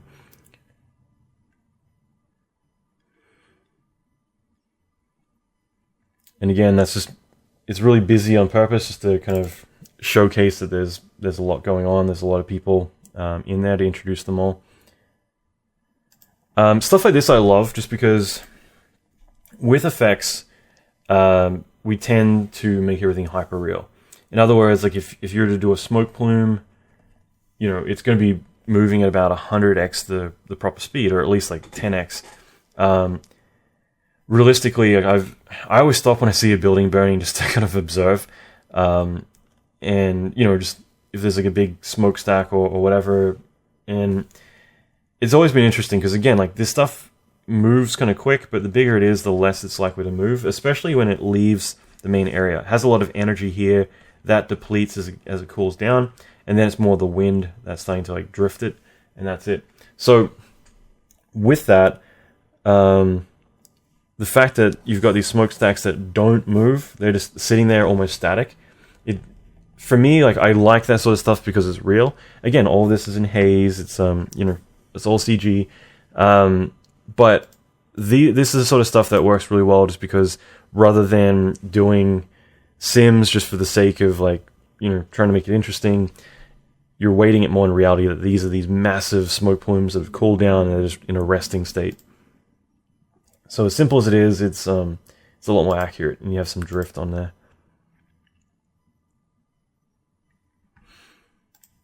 So I haven't really looked at these sequences too closely, but it's kind of interesting to look at it now, because all of these are CG characters, unless I'm wrong, but it feels like these are all CG characters. Again, like, I'm really surprised at how much they were just going CG, rather than all of the traditional ways that we would film stuff would be, doing a second unit shots all on green screen and dropping them all in. Here it's just like, let's just go all digital.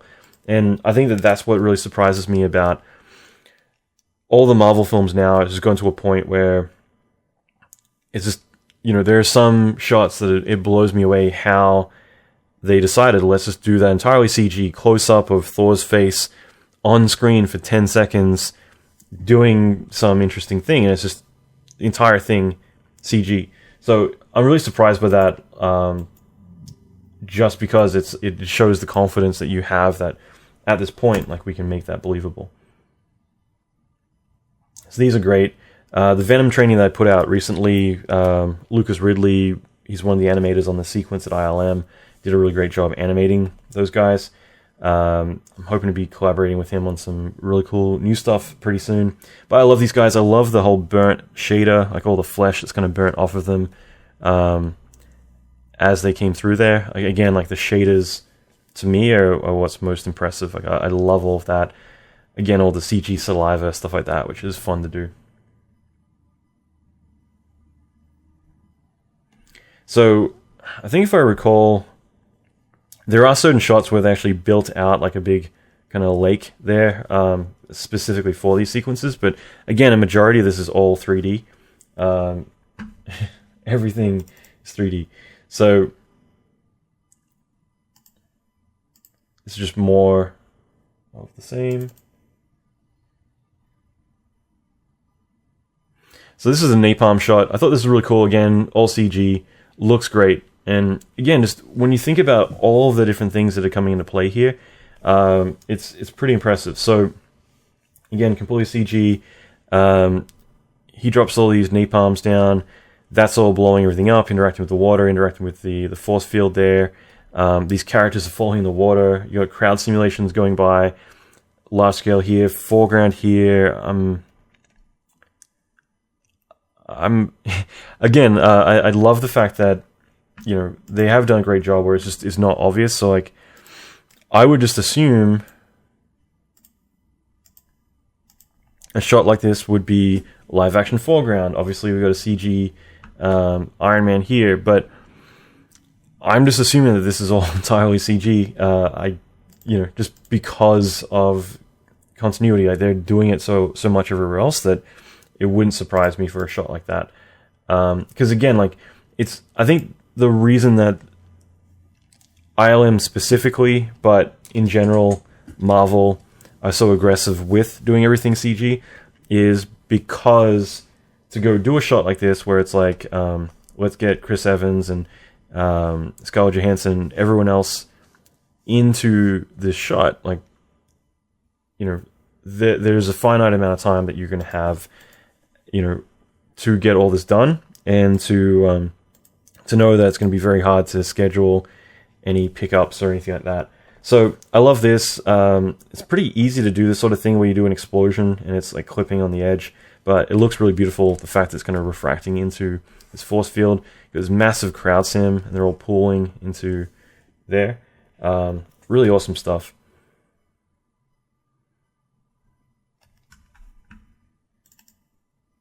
So almost done with this. Again, completely CG.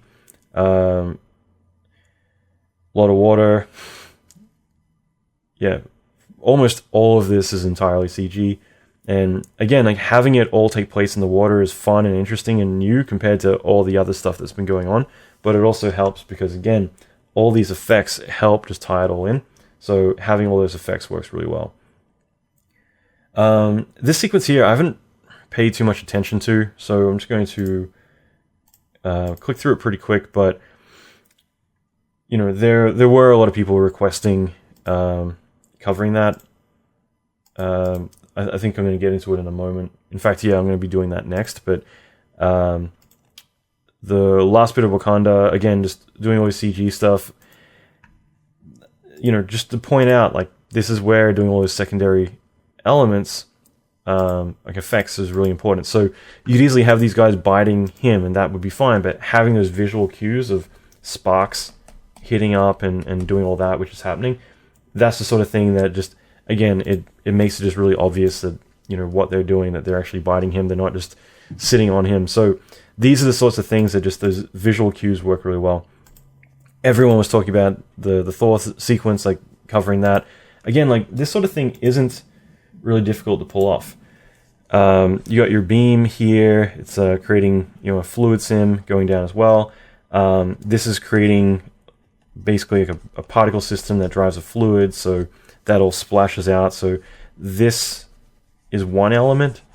This is another one in the center, or you could do like a intense lighting, but then you have like this smoke kind of coming off of it.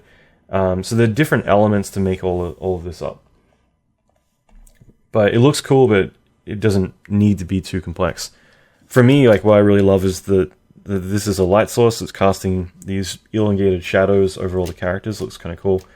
But all of this is just, bunch of fluids, bunch of rainbows, and then all the lightning. So again, like that's the sort of stuff that I really like, because you have kind of this procedural setup, whereas this hammer's going through, it's actually arcing and going in contact with all these other, all the bad guys. So as this comes through, it looks really cool, but it's here that as the hammer comes through that you can see it comes in contact with certain characters and creates that arc. So I thought that's kind of neat, just having that, and that obviously spawns the electricity. All of it's out of focus, but stuff like that. I think it's like a really cool system.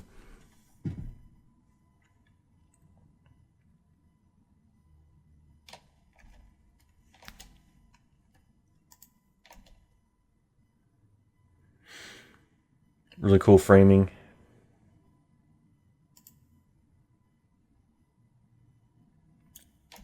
And again, something like here, this is just like a fire sim with the shader, so stuff like that isn't too difficult to pull off. I'm always interested with fire. Like Weta's got a really good system for it, but in general, this is just like a flame sim that's really turbulent and has like a, it cools down very quickly. So you get this very electrical kind of orby pattern, but it's just a fluid sim. And then you have these splines that are moving over everything.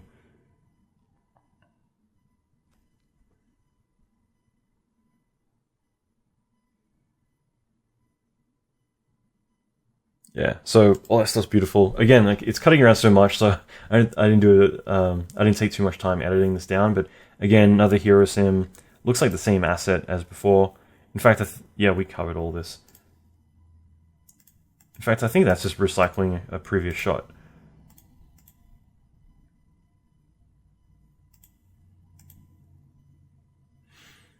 So I'm just going to jump through this, but it's more of the same. Just a lot of CG, a couple of close-ups of actual talent. This here I thought was really impressive, which is the drilling that goes in underneath here. So again, completely CG. Love all this because it also clips off the background. It's just all smoke. But you got all the trees, and you got this like beautiful sand sim. I guess I'm an effects person, so I'm always looking at this stuff. But I love this, and I feel like it's completely underappreciated. But you got all the flames, you got the smoke hazing out the forest, so it looks a lot more dense and rich. And then you have all the trees collapsing down, which are all like soft body or spring-based sims. But then you have all of this kind of displacing up, and it's this really cool kind of granite solver, which looks really nice. Like I love what they did with that, and then it all rips up. Again, all CG. Everything, this whole entire film, all CG.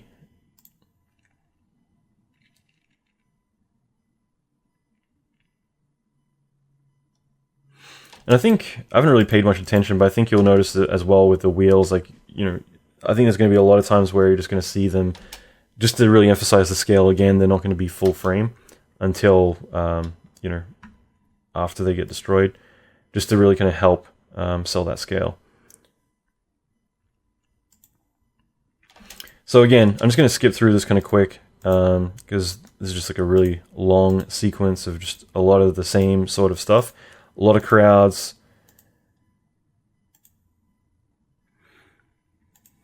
What's interesting is like a lot of this forest stuff is actually all CG as well. Like all that water.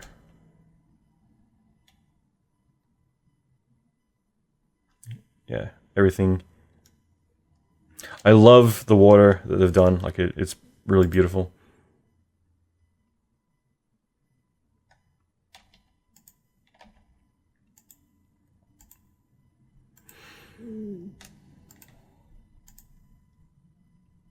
Okay, so like I said, I'm going to jump through this, but almost done. I just want to cover a few more things, and there's just so much to cover in here. It's kind of crazy.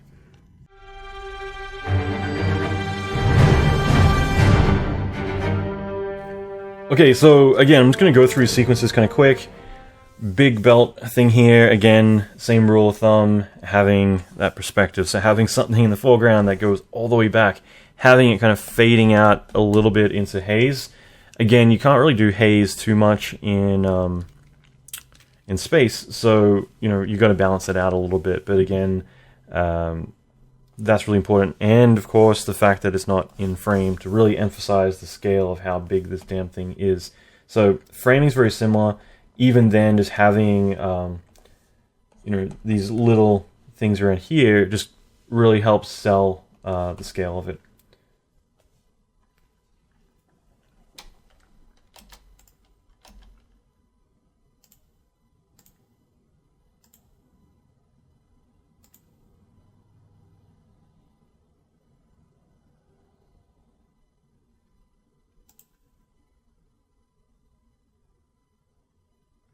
So again, a lot of stuff CG characters, CG everything, which makes it easier.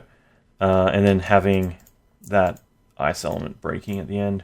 So like I said, I'm going to plow through some of this stuff, but looks really cool. It does the job. I think that this stuff's really interesting, having it all the ice breaking off and having this kind of blow out, having that kind of shockwave ripple. Just again, something to make it interesting. You do all this with a point renderer, so you kind of build a particle system typically that will kind of encompass this and render it out that way. Yeah, it looks beautiful. I feel like that's a little bit of an ode to the beginning of the film where he's on the glass of the ship. But yeah, this is what I was saying earlier actually in the very first shot. Like, space is actually a good excuse to go and make some really colorful, beautiful things. And that's something that Guardians of the Galaxy really owned, the color palette. It was one of the sequences I omitted from this, just because there was too many.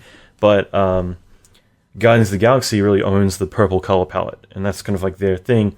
So here, blues and oranges and purples are the or yellows, but these are the ones that typically are being used in these kind of nebula spaces. But you'll notice that warm and cold, so blue and yellow is very typical in Infinity War. But this is a good excuse, like where when you're working a space scene, space tends to be boring, but it's an excuse to go and make very cool kind of nebula effects. And something like this here, again, this is all just a point renderer. It looks beautiful, it works, and it's just really colorful, really interesting. So this is the sort of thing that is just, it's like a billion particles that all have like 0.01% that all build up to make a really defined element like that. So yeah, that looks really great, and it's just, again, something to make it more interesting. And then again, using that to flare onto the screen, just again to add more color even in the more dormant areas of the frame.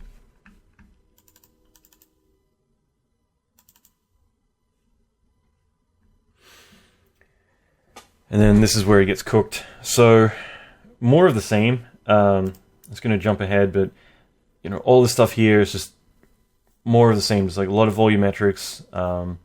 The shapes aren't necessarily complex. Everything that's happening here isn't necessarily complex. It's just more about adding a lot to it. So I think it's really cool what they've done.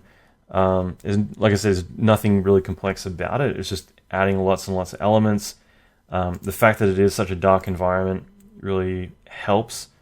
I love there's like one pocket of like bubble of air there that bursts. It's kind of cool. But yeah, I feel like this sequence, I forget which studio did it. I think it might be MPC. I'm not sure.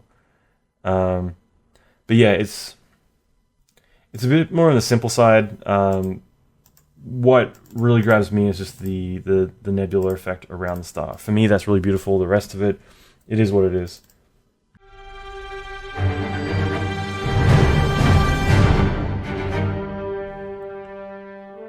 Then back in Wakanda for the final sequence.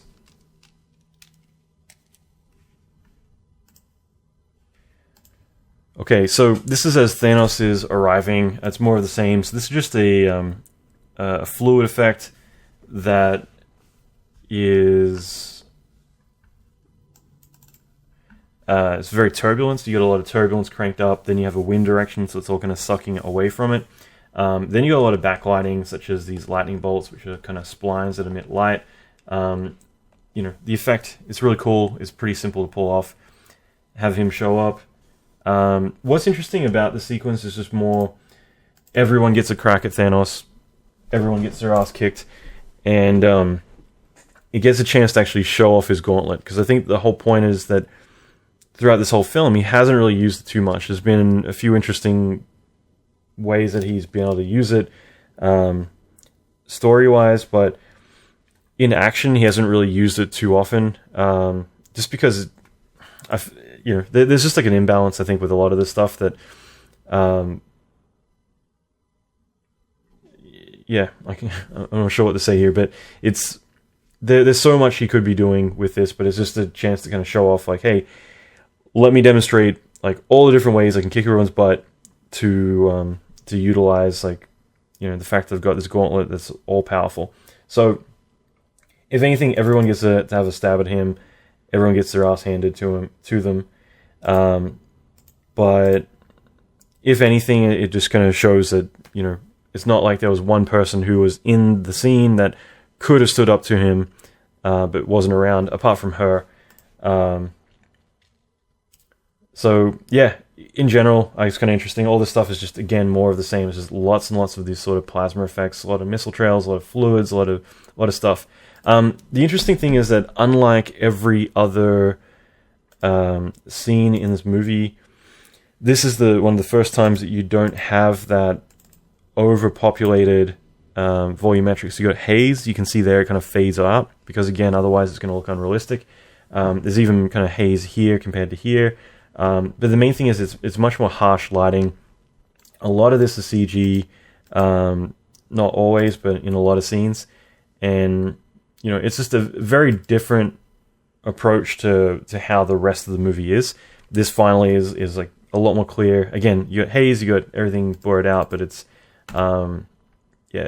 quite different. Everything else is more about covering everything up, whereas here, it's just more clear forest. And maybe it's because, with Avatar and everything else, they're a bit more confident with pulling these kind of sequences off. But all of this works really well.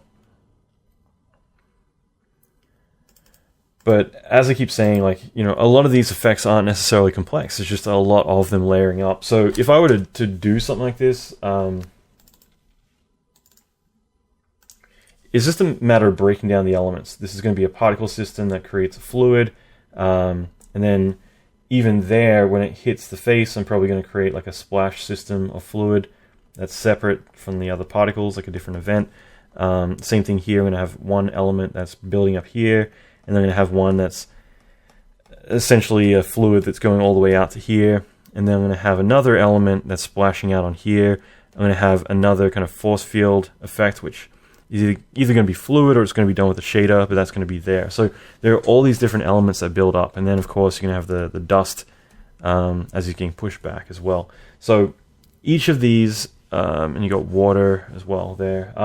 Each of these are just more layers that get built up. And so a lot of effects that tend to look very complex are usually just lots of different elements all broken down. So you have fluid, then you have this kind of plasma fluid spreading over everything, and then the actual force field from him that he's generating as well.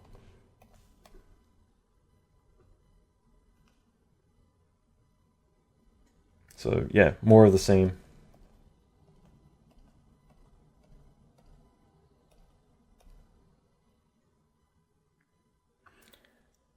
I thought all that stuff looks really cool, even though it's kind of simple. It's just, again, it's the visual cue that it creates. Okay, and then finally, at the end here, more electrical effects, textures, and electricity. And more electricity.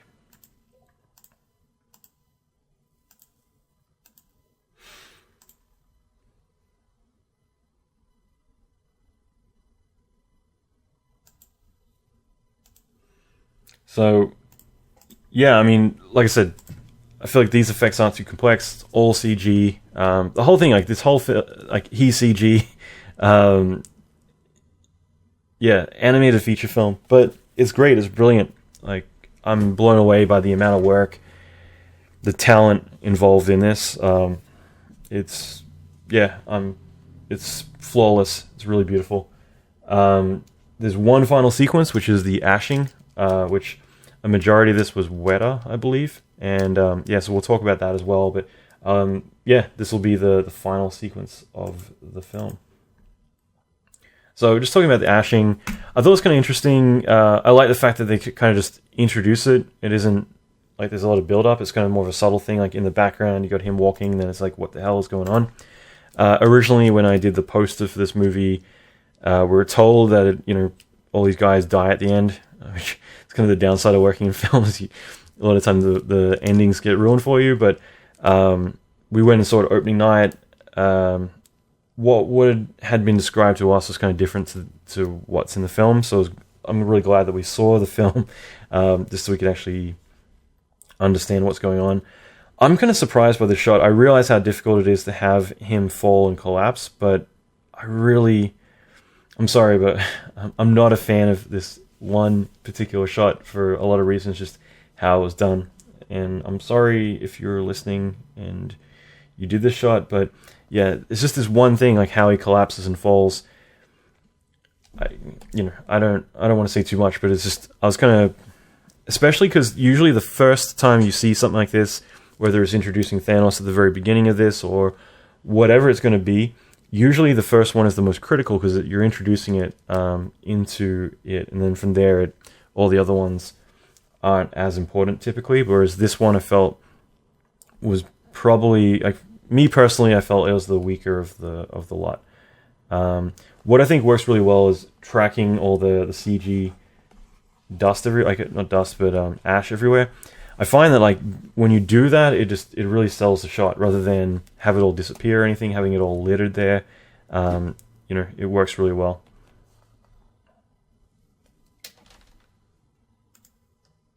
So these characters here, as they run along, look really cool. Again, just kind of having them all run and collapse down. All that works really well. They're all secondary. Obviously, they're not as important, but it works. It's just more about showing the scale of it. And I think that's the important thing, is to say, like, this is happening everywhere without cutting to all over the world. You're doing it inside of their perspective.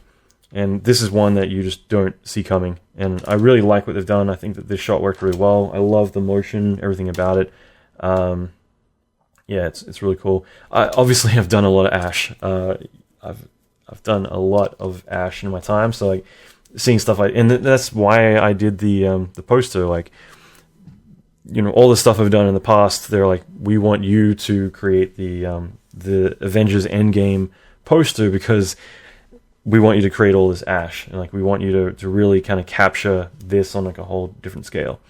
So all this is really cool. This is kind of interesting because he's, rather than everyone else, which is just like more of an impulse, the whole thing starts to happen over a couple of frames. This is a continuous thing, and it's kind of interesting how they've kind of picked and choose individually how each character dies, based on like what they really want to do. And for here to kind of have like this really kind of sad moment, they've got to make it happen over a longer period of time. It's kind of like I think it's the Brontosaurus in the latest Jurassic World. That got a lot of coverage because it's such a slow sequence, you really feel it. But if it was just like smoke came over him, you wouldn't even remember it. You wouldn't be talking about it. There wouldn't be articles about it. But the longer it is, the more you get the kind of feel for that character. So this is all really cool. This is one of my favorites. The transition, the way it was all done, it was done really well. So again, just kind of having that all fracturing, breaking apart. What's actually happening is you have all the particles all breaking apart from there. They'll probably create more secondary, smaller ones, as well as all the dust, which is that negative space again, to fill it all up, because otherwise it feels too clean. But what happens is you have this all kind of blend and turn stale as it breaks apart. And there's a few reasons for that. One is that if this was just breaking apart the color where it's all here, it's going to look weird. Having it transition into more of a clay kind of thing and then breaking that apart, it reads a lot better, and just transition-wise, it works a lot better. So you'll see that she kind of starts to turn more into a clay kind of desaturated color, and then breaks apart, and that works really well.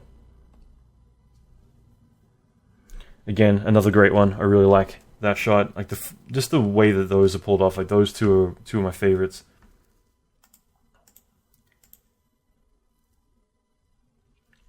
that one too is good, because there's a couple in here I'm really not a fan of. But I mean, these are all fine. It's just more the Samuel L. Jackson, a couple other ones like that. So these all work really well. I like how all these were done. It's just more Bucky at the beginning that I'm not a fan of. And I do find it interesting that some of these are more stylized. You can look here, he's got his kind of magic happening around him as it begins to happen. So it's kind of interesting seeing that. And then, of course, Spider-Man happens over a much longer period of time. So even there, you can see Ash is starting to break off of him. And it's a much more dramatic scene. So you can see here all the ash is breaking off of his suit. You can see his suit's kind of corroded in a way. It's like a bump map or something on there. And then as it progresses, it starts to really break apart, and then it goes to there. So I think it was Rise that did this stuff, and I don't want to be mean, but I realize it's more of a story thing. Like, this stuff looks fine. So she breaks apart, is what it is. I think me personally, having done a lot of this stuff, like I'm not a big fan of when it feels like a hose. So when you have like the arm kind of breaking apart like that, it just kind of feels like you've got this kind of water hose just blasting stuff out. And that always bothers me, just because, again, I've done a lot of this stuff. So I'll tend to pick a few points around that area and have them all break apart. So even if it's the arm, I'm still going to have like certain key points that begin to break apart, and those spread out to the entire thing in that segment, and then the next segment, and so on. And that way, at least, it feels a lot more organic, rather than, I'm magically going from the fingertips all the way down the arm. It just always looks a bit odd and very controlled. But, I mean, overall, how that breaks apart is good. It's just more about placement. And, again, I've worked on a lot of projects where I've had to fight with the director about, like, where they want it to happen and things like that. So again, that might be a creative thing. So I'm not going to, I'm always going to take that in consideration, that it's not necessarily the artist. It's more of a creative request to do that. These all look really cool. Again, I feel like what I just talked about with Scarlet Witch, where it's like turning to clay and then breaking apart. I feel like with these guys, they just kind of break apart. So I feel like it's adopting the same color. It's not desaturating, turning brown, and then doing it. I feel like it's more, it's not really doing that. It's just straight up, disintegrating. And I could be wrong, but I thought it was kind of interesting. It's very different to the stuff that Weta did. This stuff here, like, he breaks apart. He looks great. I realize it's more of a story driver for it, but like, I'm not a fan of him talking and just this whole thing. I really don't like that at all, but I realize it's not the artist. Like, the artist did a great job. It's just more, wouldn't it be cool if his hand decays and he's like, oh shit, I've got to go call Captain Marvel. So as this is happening, he says, motherfucker, or whatever he says, and then, then his arm's still managing to be there. So, drives me nuts, but, I mean, it happens. So finally, we'll just end on this, and I am assuming this is CG. I would assume this is all CG. It's just really beautiful environment. I love that they ended on this. It's just kind of like, holy shit, he won. It's like he did exactly what he said he was going to do, and now he has to sit back and watch the sunset. So I think this is brilliant. I think this whole entire movie, like, I've only done Venom so far in the VFX case study, and I thought Venom was an interesting one. I think that there was probably an interesting structure to how it needed to be approached, because of budget and a lot of other stuff. This film is such an epic journey to do, and to pull it off. My hat goes off to everyone who was involved in this. I think that it's a brilliant film. It's definitely a challenge. Like, this is not something you're like, oh yeah, I'm going to jump on Avengers. Like, I remember catching up for dinner with one of the compositing supervisors at Digital Domain. After they finished this movie, we went to Fogo de Chao in Beverly Hills and caught up there. I was actually down working on Avengers Endgame, and yeah, it's just like, you know, you put in so many months of your life working 7-day weeks, working 15-hour days. It's crazy, and it's just this huge collaboration with the whole entire world, the best people in the world, all getting together to make something of this epic scale happen, you know, and I think that a lot of the time don't appreciate it or realize like the amount of work and the amount of people involved, the amount of money involved to pull something like this off. And again, there are movies that have bad CG. There are movies that's just like, wow, like what the hell was going on there? And then there's stuff like this that I feel this movie is a masterpiece. I feel like in a lot of ways, like it's Oscar season right now, and yeah, I'm getting a lot of emails from people asking to promote a lot of stuff for their films. And for me, it's like this film, it's a Marvel film. So in a way, you're like, oh, comic book film. You know, you got a superhero film, you got to think of it that way. But then it's just like, this is so much more. This is such an epic film on such a big scale. And yeah, I'm in awe of what they've done. I can't wait for Endgame. And, you know, everyone who worked on this, I'm always just like, yeah, that this is one that's going to be in movie history for the scale of it, for everything. It's very impressive considering it's basically a CG film. Really impressive. If you like this video, make sure to subscribe to my channel by clicking the subscribe button right now, because I don't want you to miss out on a lot of new high-value videos that I'm going to be posting frequently. And if you want to see more visual effects case studies, as well as actual tutorials showing you how you can create many visual effects, make sure to go to allanmckay.com and sign up for my Inner Circle VIP list. It's free. You'll get access to many private, high-value, live-action visual effects crash courses, tutorials, videos, 3D assets, and other exclusive content that I only share with my subscribers. So head over to allanmckay.com right now. Okay, so now I'm going to turn it over to you. What movie would you like to see next? Would you want to see maybe Black Panther covered as a visual effects case study? Or would you like to see something less recent like The Mummy or The Matrix or something like that? Let me know right now by leaving a comment.